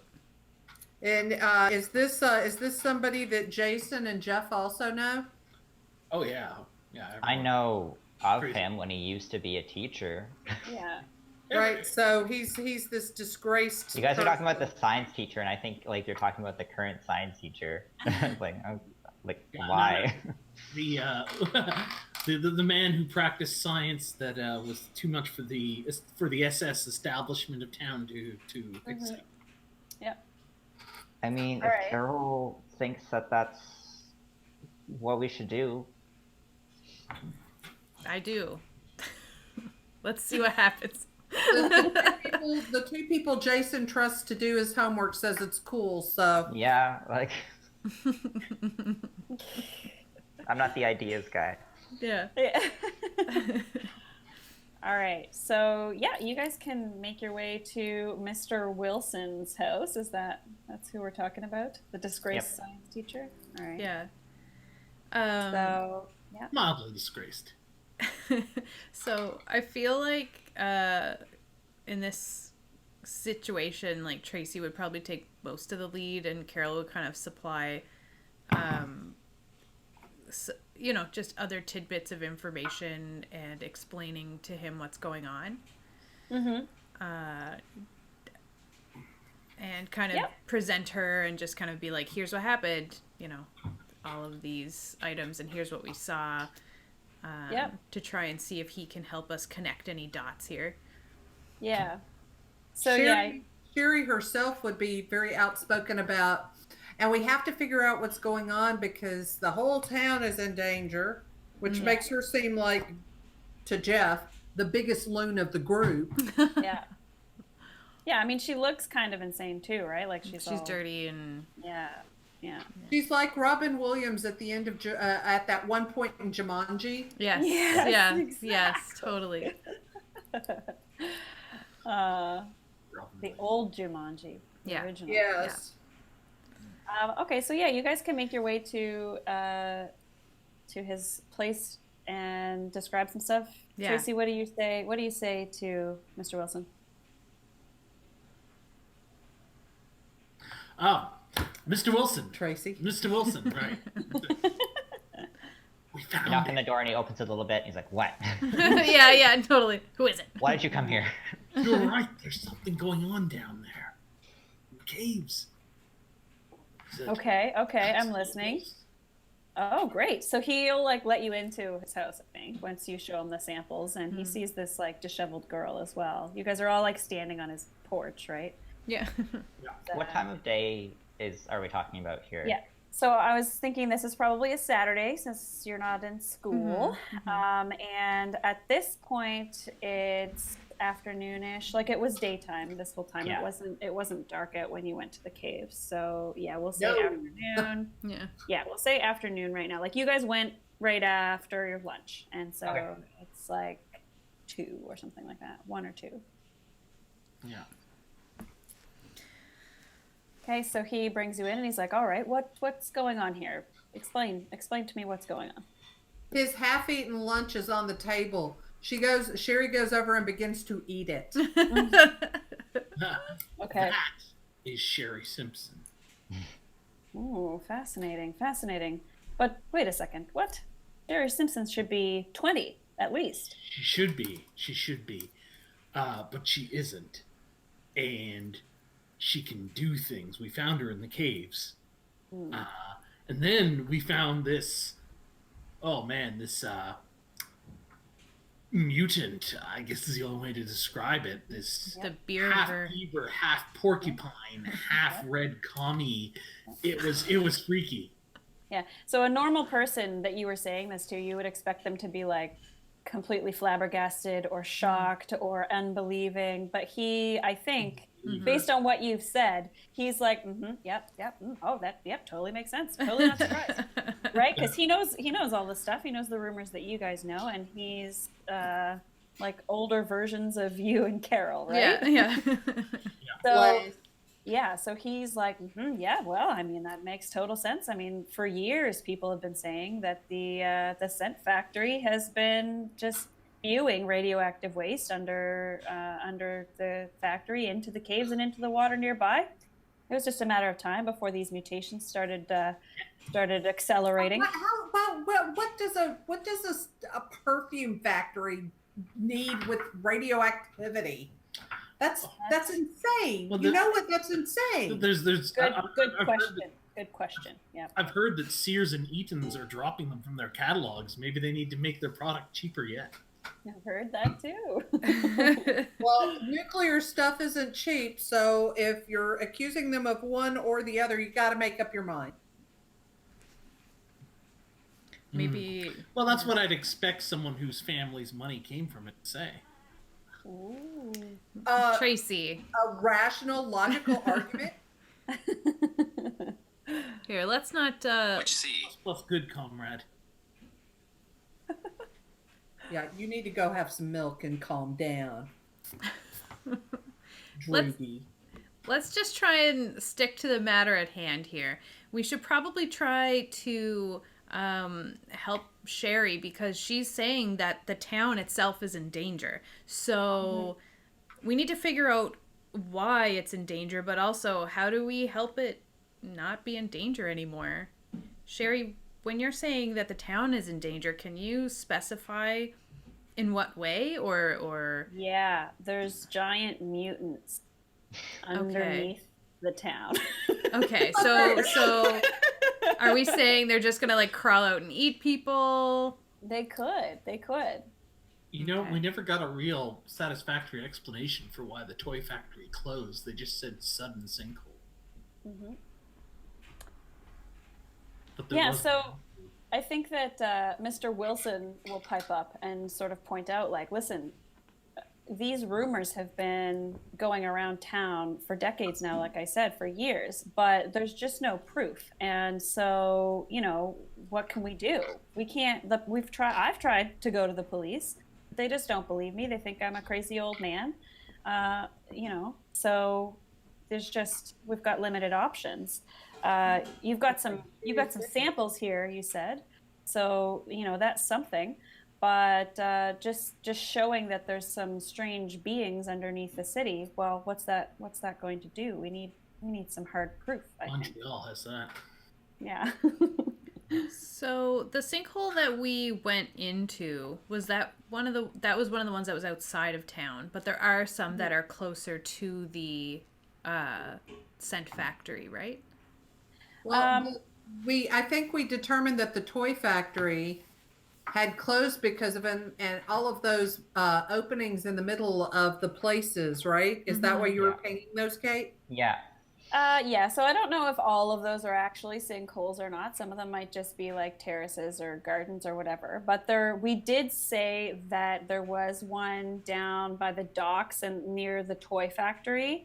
And also, Sherry will tell you that, like, even if there's not a sinkhole opening somewhere, the caves, there's like a giant network of caves sort of underneath everything. So, you know, you could move around the town basically from end to end in this cave system. That appeals to Jeff because he's basically sneaky because he's a wimp. Yeah. Yeah. Okay, so Yes. maybe we should go investigate around this toy factory and check out that sinkhole and see if there's any immediate danger. And also, we should figure out if there's a way to stop that company from dumping, like Sally's Scents from dumping Well, if we can waste get in in some at way. the toy factory, we can probably make our way to underneath Sally's to see if there's any truth to them polluting stuff. Because it would be there if it's anywhere. Right. Does that make sense? Yeah. I think it makes sense. So, at this time in history, would we know how awful radioactive stuff is for us?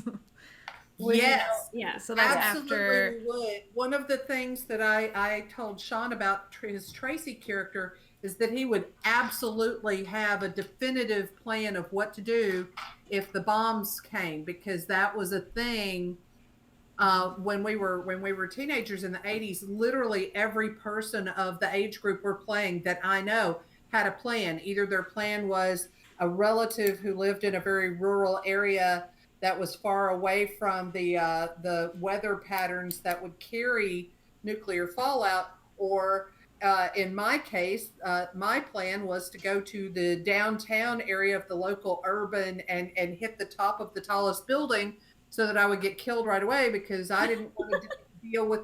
I'm serious. We all had these plans, and so we would not only be very aware of radioactivity, we would have plans for, not about this kind of radioactivity, but, yes, we'd be very aware. We might not have the science, but we'd certainly have the pop culture version. Right. Sure. Well, yeah. You might have the science Maybe version, but speaking of which, when I have a moment away from these guys, I'm gonna let Dr. or Mr. Wilson know that when I was taking care of Sherry there, I noticed she doesn't have a pulse. Oh, interesting. And no visible wounds, despite having lived in a cave for years. Yeah. Interesting. so she's a zombie, and yet you want to keep her with us. Something else that Carol and Jeff might recall at this point is it's Saturday. Later this week on Tuesday, it is Take Your Kids to Work Day. Yeah, we would mention that. Perfect. Or, Carol would mention that anyway. What grade would that be at? Because for us, it was like Jeff's age. Like, so Carol would have already gone like 3 years ago. We'll say that everybody's allowed to go. At like every age, just bring your kid to work. Okay. Yeah. Okay. Did we want to like harbor her for like 3 days and you guys go check it out, or just go now? I think it would be good. It would also be really convenient if that was a day that your dad was doing some kind of meeting at the factory to like merge something or do some kind of deal. I don't know.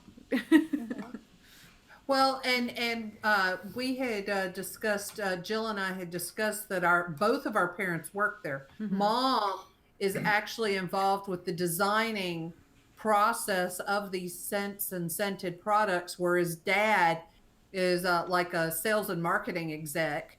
So one of us could go to work with one and one with the other. One of us shadowing Mom, one of us shadowing Dad. And get more exposure, I suppose.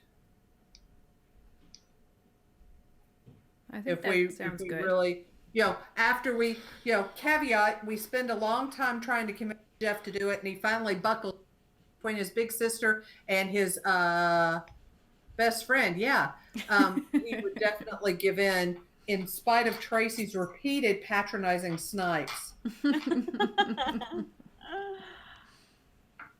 Okay, all right, so yeah, that sounds so good that's to me. Tuesday. It's Saturday afternoon right now. So yeah. So maybe first we'll snoop around the toy factory. What do you guys think? Sure. Well, I mean, it's getting towards dinner time. Dinner time. It's Sharon 1. said. It's not. We just had lunch. It's probably like 2:33. I did caveat that you guys spent a lot of time arguing with me. Yeah. But my point is that the factory could be our Sunday plan. Mhm. Yeah. We'll do it before you guys go off into the heart of the beast. Right. Yeah. Yeah. What does your parents do, Tracy? My mom is the librarian. Or your mom? That's right. My mom is the librarian At and the secretary. Yeah. Yeah. Yep. The secretarian. Yes. So. All right, so we don't need to play through anything, but I'm wondering, we don't need to play through everything, but I'm wondering, yeah, we're just done. See you guys. Bye. Bye. The end. So I'm wondering what's gonna happen with Sherry tonight. Since our parents are never home, And since you're the girl, we could take her in and get her a shower and hide her at our place. I give you my chocolate bars to that she can eat. Okay, perfect. Cool. I make a cruel sneer about how we can afford to feed her. Oh, Jeff. He's been picking at me all afternoon. Okay, I mean, we gotta try and get along. Actually, you guys might not have registered it because Shawn has been doing it under his breath, but yes, he has. Oh. Secret So sniping. So if Shawn Tracy has picked on Jeff all afternoon, Jeff says something that's clever and witty, and if it were in a movie, it would be funny. But because it's real life, it doesn't really fall the way it should. It's cruel. And like nobody else has noticed Tracy making the pokes at you. So Right. So I just get Jack after like Jeff. blowing. Yeah. Jeff. It just sounds like you're blowing. It's come on. Yeah. I know he's weird, but All right. So we make a plan to meet tomorrow, early, so that we can maybe even before dawn, if we can all get out of the house, so that we can kind of get an early start and not be seen, because that's something that Carol would definitely be worried about. You know, being seen doing any of this, and we're going to be actually around town, so it's not as like low key as being out at that farther sinkhole. Okay. Sounds good. So yeah, what time do you guys want to meet up? And where are you meeting, did you say? We can meet up like at the toy factory. Like there might be a little landmark near there that we all, it's like, like, that window. Well, like even on the map here, there's that one opening in the surround of buildings that are labeled Toy Factory. Yeah. If we decided to meet over in that area, that's away from town, and it's kind of hidden from the rest of the waterfront too. Yeah. Sounds like a good spot to me. Sounds good. All right. So yeah, we can fast forward to that if you guys Sure. That sounds good. So yeah, you all can arrive sort of in that general area that you're looking at. When you get there, I'm bringing my camera today. Okay, sounds good. Well, you probably anticipated this, so I'll let you plan around it. But this area is barricaded, and people aren't supposed to go in. It's an abandoned building.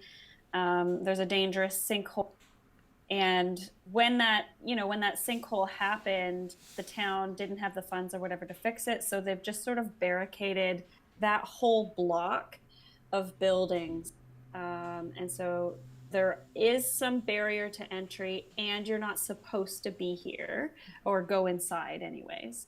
So how do you wish to proceed? I'm sure that there is a way inside because one of the local clubs is like an explorer, like an urban explorer abandoned building kind of like group.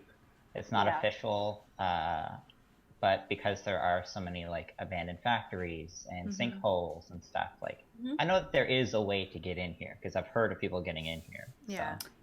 Do you know anybody from the Urban Explorer group? I think we would definitely have connections since we're both in like the popular clique. But I wouldn't have thought to bring them, but like I know that it's possible. But like maybe you contacted them to ask Phone about call with the cord. Yeah. Yeah. You're gonna introduce them to the person who they're interested in, and Yeah. games they're gonna. Yeah. Put in a few favorable words. Yeah, use them social connections. Tell me how to get in. Yeah. Yeah. Yeah. Okay. So yeah, how do you get in?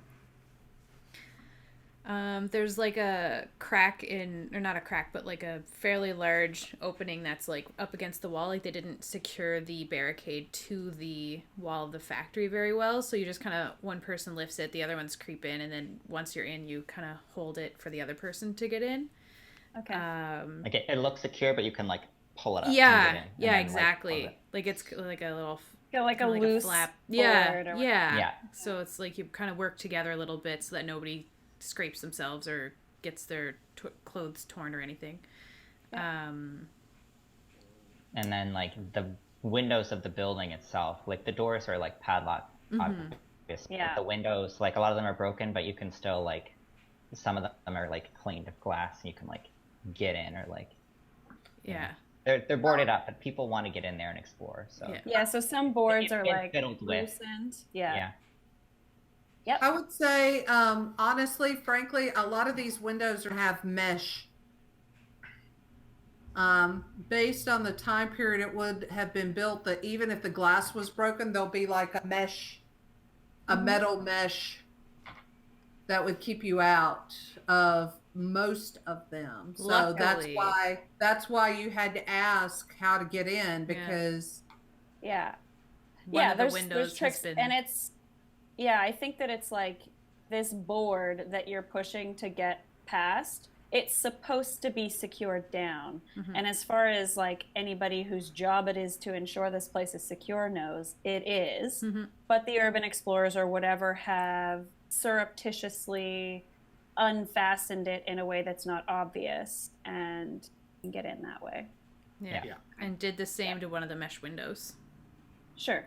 If we need two entrances. Oh, I thought that the barricade was to get in the like courtyard, and then we had to go in a window to get in the building. Okay, sure. Yeah. yes.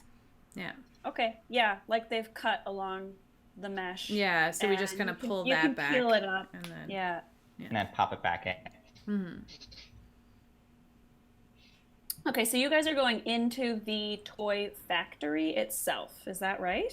Yeah, is the sinkhole in the factory or is it in the courtyard? I was imagining it in the courtyard, but it's up to, I mean, we're all doing this together. So is that why we're going in the factory? Because it, like, the floor of the factory actually dropped out?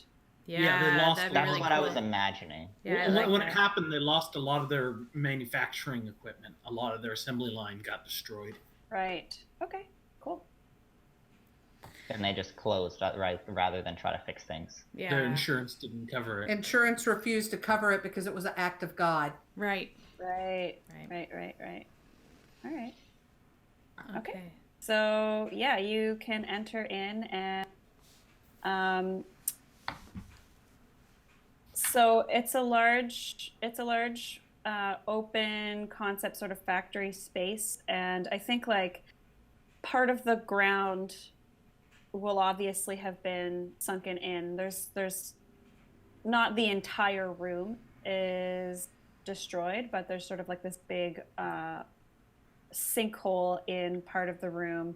So there's some factory machinery, some like stock shell loading bay area, that kind of stuff that is intact with just like some dusty old product. Everything is, in ill repair and old and corroded and rusty. And yeah, part of the floor you can see has fallen away into a sinkhole. and some stuff has fallen into that. There might be like some machinery that's kind of like part way in the hole but hasn't fallen in, kind of teetering. Okay. I turned to Carol. I'm like, I brought a flashlight today. Good work. We're gonna need it. Let's start shining some lights around here and see what we can find. So Carol's gonna go closer to the sinkhole and like shine her light in and try and stay far enough back. Like if any of the boards seem rickety or anything, she won't obviously keep going. Okay. But she's gonna try and see if there's anything moving, and especially if it's anything large that's moving. Yeah. All right. Yeah, Jason goes right up to the hole too and wants to check it out. Yeah, and you guys aren't like, yelling or being super loud or anything, right? You're just kind of casually. Yeah. All right. So Sherry goes over to one of the areas where stuff has fallen in and just starts climbing down. Sherry does. Okay. Sounds good. She's climbing down Sherry, there. have you been down this one before? Are they all connected in there? Like all the caves? Yeah. Okay. Sherry's like, yeah, I told you that. I thought. I've been everywhere. Yeah. I am everywhere. Why wouldn't Why wouldn't she come back out then? Well, that was a huge plot hole at the moment that we decided that she had slid down an earth slide to get back down when she fell. Is why didn't she just make an earth set of stairs to get out? But okay. So here's how it 80s. works. She has slowly been developing powers over time, and my explanation for that is that the earth shaping stuff is new to her.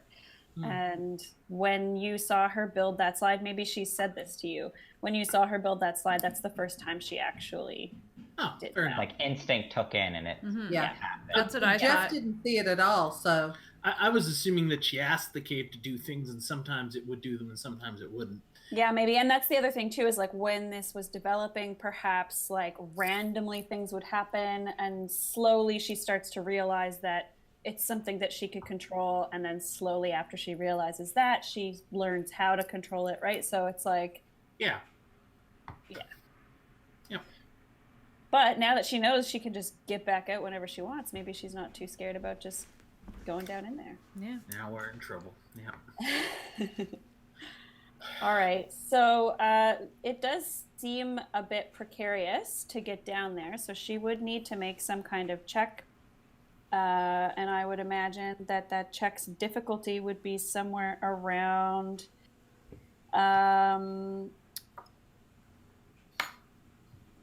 12. I feel like this one could be even. Since you guys slept and rested, she has 7 physical energy tokens again, rather than nice. the 5. Awesome. So she's I'm sorry, climbing physical down. or psychic? Psychic. So she's Okay. climbing down machinery right now, correct? Like to get down Yep. there. So I feel like brain would be useful to know where to put, like what to hold on to and what not to hold on to, or brawn, obviously, because climbing. I don't think Flight would also make sense. Would it? Okay.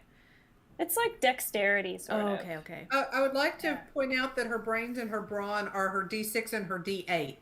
I think flight would make. Wait a second. Are you We just... haven't established fight. We brain, have and brawn established yet. fight and flight because we've used them both. Oh, I haven't only wrote used down. fight. I only wrote down flight, and I have D12 written for that. And I have D10 written down for fight. We haven't Was used when that she yet, though. Lasered the person. Yeah, that was when Oh, okay. Oh, when okay. she shot energy beams. Yep. So that was D10. You said. Yeah. Okay. Sounds good. Because that's what I rolled. I rolled a 10. Yeah, Okay. Okay. So we just need brains and brawn. That's going to be the D6 and the D8, right? Okay. Yeah, I'm with you now. Did we want brains D8 and brawn D6, or the other way around? We will assign them as she needs to use them. So if we're Okay. using one of them right now, then we can decide. But if not, we'll leave it. Flight If it's I would would probably argue- be fine. Well, Flight. Yeah. That's her D12. So Yeah. Yeah. Unless we can argue grit, but like flight is D12 and that's her second highest. Mm-hmm. Yeah. yeah, I think it's good. So who's gonna roll it? I guess I should since I'm the one who said she did it. Yep. Yeah, that makes sense. I rolled a 7. Okay. So you rolled a 7, which is not going to match the 12 that I said. She has. This 3. would be a planned action. So she has 2. What are they called? Adversity. Adversity tokens. I have it abbreviated, and I should just write it out. Same with like PE. I keep saying physical, but it's psychic energy. All right. So yeah, the adversity tokens on her, just hers, won't be able to make her succeed. So I guess you guys have to decide whether she fails or whether you guys want to collectively spend adversity tokens to have her succeed. So what did she roll again? A 7. She would need 5 tokens. So we would have enough if we want her to successfully. Well, that would be all of them, though. Yeah. Yeah. We'd have 1 left over because there's 4 between us and 2 on her, right? Right. That's right. Well, I thought she had 3 because you said we all had. She already had 2, and then at the end of the day, you said she had 3. Oh, Or well, she said we all got 1 more. that's true. Okay. So, I Period. had 3 down as well. Okay. oh, okay, good. Glad it wasn't just me. So she can get us up to 10, and then 2 other people would have to spend adversity for her to succeed. Well, like 6 plus 3 is 9, and then 1 other person can help. Well, but I rolled a 7. Oh, I thought you rolled a 6. Sorry. No. Yeah. Sorry. So. Yeah. The other option is that she can save herself some other way. That's That's true. kind of what I figured. I wasn't terribly. Because I we figured could, she's not terribly worried. because we could use her. Like she could kind of like freeze where she is before she falls, and freeze time around herself, and give us a chance to kind of pull her back up. I like that. That uses fear tokens. Like it starts to slip and she another verb. stops. Yeah. Yeah. And she's kind of like, Okay. and then it's like, where are you going? And then we just kind of pull her back up into the safe area. Okay. So she's going to use a power. A power. Jill's Time power. manipulation. All right. So we're going to say that requires a check difficulty of, I think, 3 again is fine. Okay, and I roll So this- 2d4. That's right. And this is going to use 1 of her psychic energy tokens, bringing her to 6. I rolled 7. Awesome. She does great. So explain to me what happens here. She started to climb down, and her foot slips on one of the loose pieces of machinery. She's more used to climbing rocks than she is to man-made objects. She's never attempted to climb out of this area before because it was just, she didn't know where it led. And we were distracting her by asking her questions, which she's also not used to. Fair, yeah, totally. So this, was going to make her fall, but instead, so she loses her grip, and she's kind of like hanging in midair and just kind of freezes there. And we reach over and just kind of like grab her and pull her out of that situation. So she freezes time, but just for herself. Yeah. Okay. Yeah. Cool. So yeah, she's frozen there, and somebody goes over to grab her. Yeah. I'd say like I would go over, grab her, and hold someone else just to make sure I don't fall in, and just kind of tug her in. And it's probably like, if she's frozen in time, it's probably like a weird floaty kind of weird thing. And then she like releases like very it. rigid. Yeah. Like a bubble of time. And Yeah, you're and it's pulling just her kind of out like, and what's it's time. happening? And then we get her out. Okay. Cool. Kate, would in the toy factory, would the leftover manager's office, would that have been part of the part that got sunk hold, or would it be up on the ground level still? I don't know. What do you think? Do you see it? I think it's over there in the corner. Yes. Yeah, Sure. I think that makes sense. Mm-hmm. All right. I'm gonna go examine the manager's office to look for any secret documents that got left behind. All right. Okay, so you're searching around in the office looking for documents. There's definitely documents in there, filing cabinets. Mm-hmm. What sort of documents are you looking for? I'm looking for documents that are going to illuminate what was really going on here. Because God forbid they be making toys. You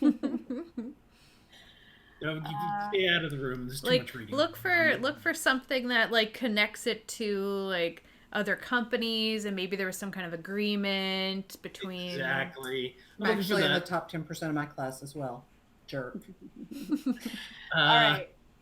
So what I'll say is you can make a check for this. I would imagine you're looking at a brains kind of situation to like assess. Do you have any special traits or anything having to do with your conspiracy theory ways that might... I'm prepared and I'm a treasure hunter, so this might fall as a treasure hunter. Sure. Okay, so I'm going to say you can make a check. And it is going to be a 16 difficulty. Ouch. Alright. Harsh, but... Yeah, brains harsh. is D20. Yeah, it's possible. I rolled a 2. Okay. My jibe about also being in the top 10% of my class threw him off his game. Yeah. That Joker? Right. Really? So here's what I'm going to say happened, Shawn. You are convinced that you have found something pretty convincing, right? But it doesn't have to do with, any of the stuff that's going on here, but there's some conspiracy associated with the toy factory, right? Yes. Do you want to illuminate us about what you just discovered? Yeah, I found some pretty compelling documentation from a member of parliament for the Quebec City area. And based on what's listed here, I would definitely say that these toys were being used in some type of espionage style way. Probably something to do with subliminal messages, 1984-ish kind of thing. Okay. Yeah. All right. It So- definitely. It's looking very likely that this place falling apart like this was probably a counter-espionage operation. Yeah. And he's like showing you guys some like documents that he's looking at, and I would like for everybody to make a brains check where the difficulty is 2. Oh, okay. I got a 6. Mm-hmm. Go ahead. I'm waiting on Jason. Because I always wait on Jason. You got a what, Jason? A 1 Oh, 1. Okay. I rolled on an my 8. D4. You got what? 18, did you say? Yes. Well, I Okay. did, but now that I think about it, that was supposed to be my brains, wasn't it? yeah. Yeah. Oops. I rolled a 10. Okay. So what happens is, Jason, you're looking and you're listening and you're like, oh my gosh. Like you are so convinced. You are so convinced that he's right. But Carol and Jeff, you're like, what? It makes no sense. Like what he's pointing out to you, there's just like nothing there. He's completely like just He's talking using like his- he knows what he's doing, so I trust him, He's obviously. he's following his conspiracy theory tendencies and like seeing things where there's nothing. Like it's just normal record keeping stuff. And he's definitely making some pretty serious leaps. All right. I don't bother to tell him. I'll just go like this again. Yeah, you're all like, oh, yeah, maybe. Wow, okay. Sure. Yeah, but Jason, you're like hooked. You're in. You are like a believer now. Yeah, Carol's gonna be like, Tracy, I think there's gonna be either something else here, or Oh, sure. We there's- should go deeper. We yeah. absolutely have to go Okay. deeper. You're like, Sounds hold good. on to that for later. Yeah, let's put a pin in that one. Back pocket. Yeah. Yep. Uh-huh. Okay. So That's good. So Carol has the intuitive strength, which is that I may spend an adversity token to ask the GM about my surroundings, an NPC or something of that nature. And Okay. Could I spend that to kind of try to find something that's actually useful? Does it work like that? Like, could I Sure. Yeah, if you want. So, yeah. I don't Okay. think there's going to be much useful things at the mouth of the sinkhole. I think everything's in the sinkhole. So, okay, I don't think you need to spend an adversity token to hear this. Okay. So here's my opinion. So like you guys are looking around. Tracy tried to find information about like whether this factory could be involved in any way in like what's going on with the radioactive stuff, right? Right. He didn't find that. He found something else that he's very convinced is true. Right. And you may or may not believe him. So from my perspective here, the options are to, if you want to continue investigating what's down in the caves, you could go from here into there. But otherwise, it looks to you guys like there was just an accident here. And, it's sort of like nothing suspicious seeming, except for that the building is abandoned and was never repaired, and there's still this dangerous sinkhole that you could try and go down into if you're interested in like investigating some more what's in the cave. Okay.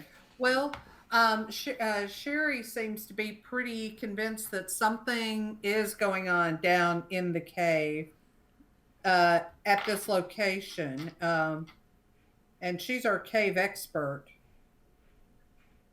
Okay, what does she think's happening? Well, she's not specific about that. She's just like, down there is where it's all happening.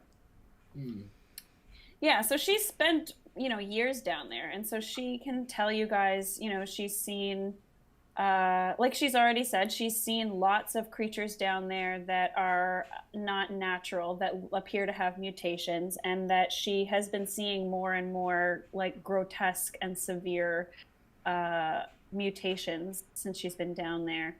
And she might say as well that she has seen some like strange looking substances in certain areas. And she'd be able to lead us to like where she's seen that. For sure. If you guys want, she could do that. And you could figure out where, with respect to the rest of the town, that stuff is. Yeah. Well, what are we waiting for? Let's go now. Let's go. Okay, Carol's gonna get her rope out and use that as sort of a way to secure whoever's going to be climbing first. Okay. So is there anything that looks like stable around that she could kind of tie one end to so that people could use the rope as a guide instead of just trying to trust the machinery to make the climb down? Yeah, there's probably some like support beams throughout the room. If you wanted to attach it to something like that, you can do that. Okay, she uses her brains to tie a real good knot. Okay, sounds good. And do you want to do the same thing we did last time with the rope situation and just you all get down and have an additional adversity token? Yeah. To save time? Yeah, we had our fun with the rope earlier. Yeah, I mean, I don't want to keep doing that. We're supposed to wrap things up here fairly soon. Are we gonna, is this a situation where we might have to do another episode, or? You just cut out and I didn't hear what you said. Might have to what? Do another episode? We could. Depending on how long Yeah. you planned on streaming or how much more you have planned, like in the caves, because I'm sure you have a plan for like under the city. Well, Yeah, I mean, I'm trying to be flexible here and let you guys direct the things if you want to as well. So let's say let's keep going. Let's go till 4 and we'll see what happens. All right. Okay, so we are down in the caves beneath the toy factory. Right. It's similar to the cave that you were in yesterday, structurally, but this cave is in the town, and so it is a lot closer to, the source of, or I mean, the theoretical source of what's going on. Yeah. So, yeah, I think you might see more evidence down here of weird stuff going on than you did yesterday. So, what kinds of things are you seeing? We're seeing the bottoms of some like buildings, like some of the buildings, the corner of the foundation is actually jutting into the roof here. Mm-hmm. And there's like glowing lichen on the walls. I was just gonna say that. Really? Yeah. Yeah. So it's a bit more like illuminated, and everything has this like eerie glow to it. I'm actually using glowing dice today, so. And there's some of the tunnels, that would be in the approximate direction of Sally's sense have kind of a noxious smell. Oh. Well, they have a noxious smell because the whole town has that smell. It's like, I'm serious. Have you ever been in one of those small towns that like had a paper mill or something like that? The whole town smells like it. Yeah, but this smells more intense than what or like our usual state. Different mushrooms have different smells. Like there's a bunch of fungus under here, and each fungi has like a. Some of them are like Ocean Breeze. Yeah. And some of them are like Tangerine Dream. And then just the smell of them all together is where you're getting that noxious sort of overpowering. Mm-hmm. All right. So, so you're down here. You're seeing a lot of, interesting stuff. Like you suggested, it does seem to be that when you look towards pathways that lead closer to Sally's sense, things are a little bit more intense. Right. I'm gonna suggest it doesn't seem super. You're sort of distraught by the building stuff that you can see. Yeah, coming. You're like, oh, it doesn't seem super safe down here. Exactly. It's like we can also plainly see the piping that goes through town, like sewer pipes, water pipes and stuff, and it's like, man, this whole town is just on a crust ready to fall under, and you're worried about this other stuff.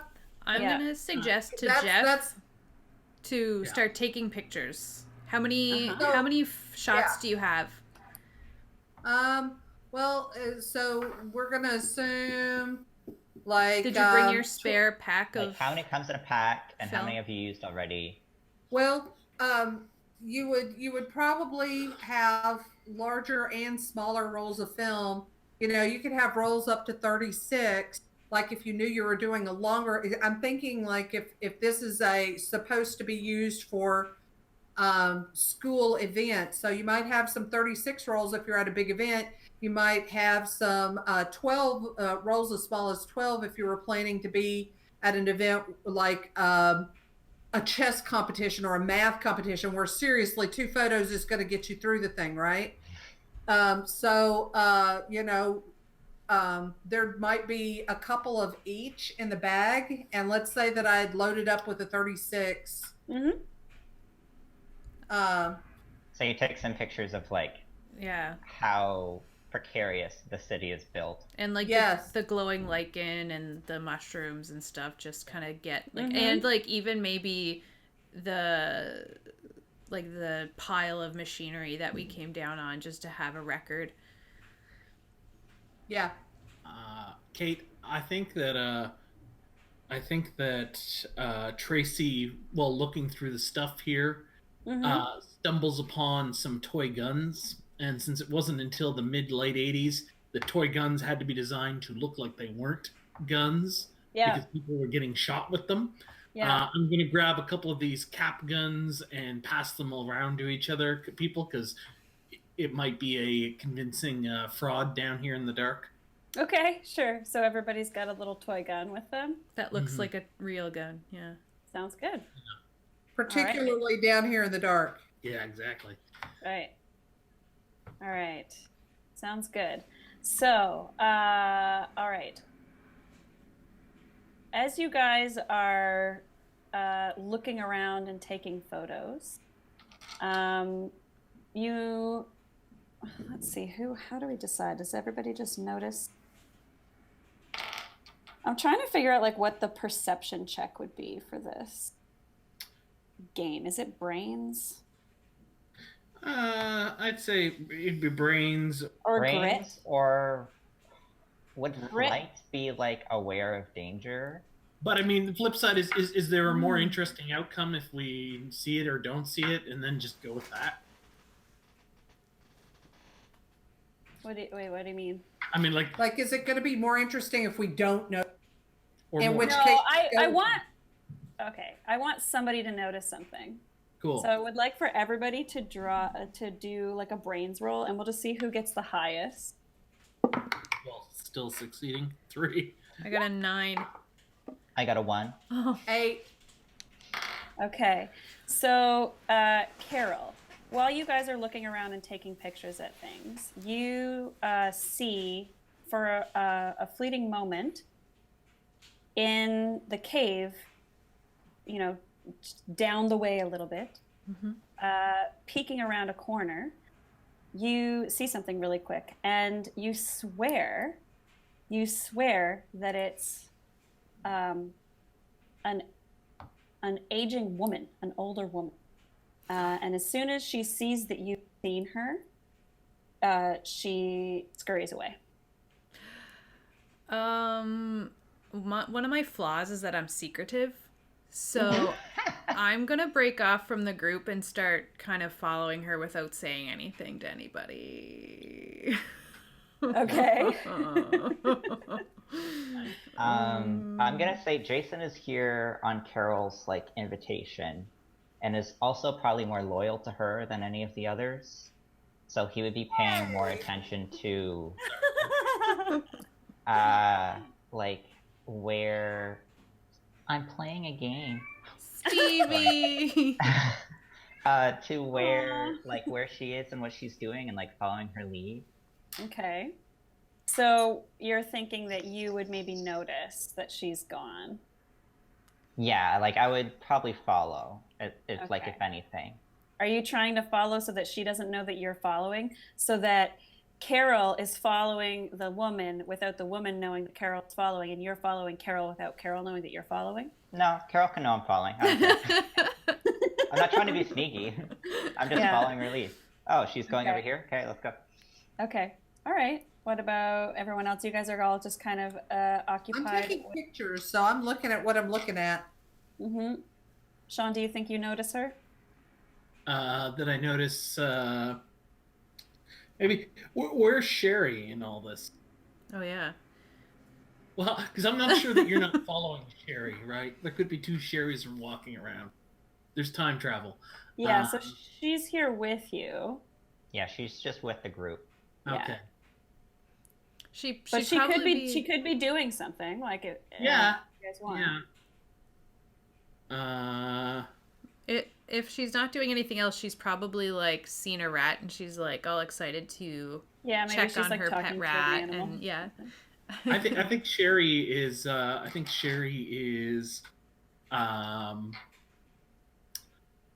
Communicating with the cave.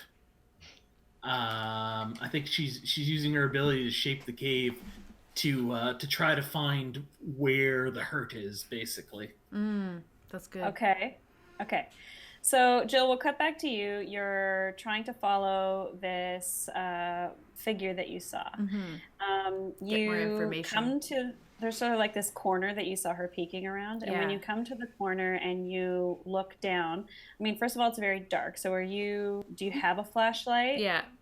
Okay, so you shine the flashlight down the hall, or You know that you not can't a be hall. sneaky with a flashlight, right? I wasn't Like, even like, I was just basically it was kind of. I mean, the woman saw you see her Yeah. and fled as a result, so she Yeah. does know that you guys are there. Yes.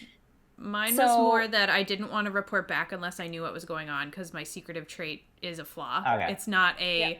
this is a good idea. That's my flaw. So I'm like, like the secret is from the party, not from, Yeah. you know. So what happens is you get to this corner and you peek around and you flash your flashlight down into the cave further the way that you saw her go. Mm-hmm. You don't see anybody. Okay.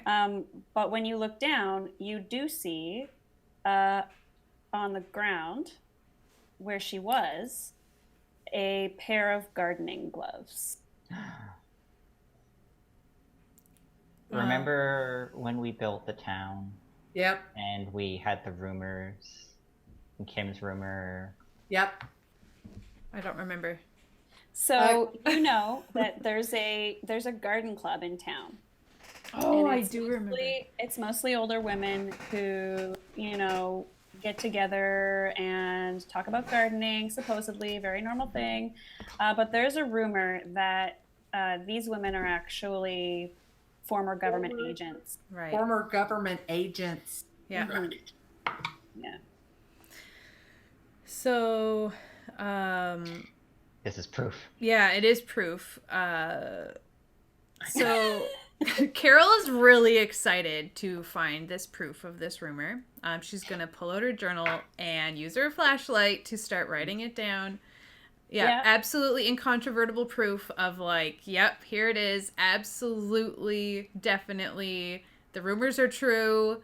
And she's going to, she's just crouched now, out in the open, jotting notes. Okay. Sounds good. Jason comes up behind her and is like looking with his flashlight around the cave to see like. Yeah. And I'm gonna like gesture at the gloves, like, and not even say anything, but just be like, And just keep writing. yeah. All right, so I'm going to leave you guys for a sec. And Yeah. then we said that Sherry is trying to use her sort of cave Cave senses. Yeah, to like figure out where the source of this oddness is coming from. Yes. And I think, if you follow along behind her, she's moving along, and she moves in the direction of Sally's sense and that factory that's there for Sally's sense in the center of the town. However, she does stop at a certain point and says, I don't think that this is safe for you guys. Maybe we shouldn't keep, running around in these contaminated caves. But it does look to me like that's the source. This is where things are getting more and more intense, or that you get, and you see sort of like little puddles of like glowing oozy Green, material. Yeah, and it's getting to be quite, and you have that powerful like noxious scent. I And finally get a decent picture of the lichen, and I look around and everybody's gone. I'm like, hey, where'd you guys all go? yeah. I captured the soul of it. If I hear that, I'm gonna be like, Jeff, get your camera over here, because I'm really excited about these gloves. Okay. And I, So I follow the sound of my sister's voice because We're not too she's far my big away. Yeah. sister, No, and they have flashlights. So, Yeah. and as far as big sisters go, she's pretty good. yeah. So I gesture to the gloves and I'm like, take a picture of this. I think that we're onto something here. They're garden gloves. No, there was an old woman. There was an old woman, and I'm just like, just take the picture. We'll put it together later. We just got to get this sorted out. Okay.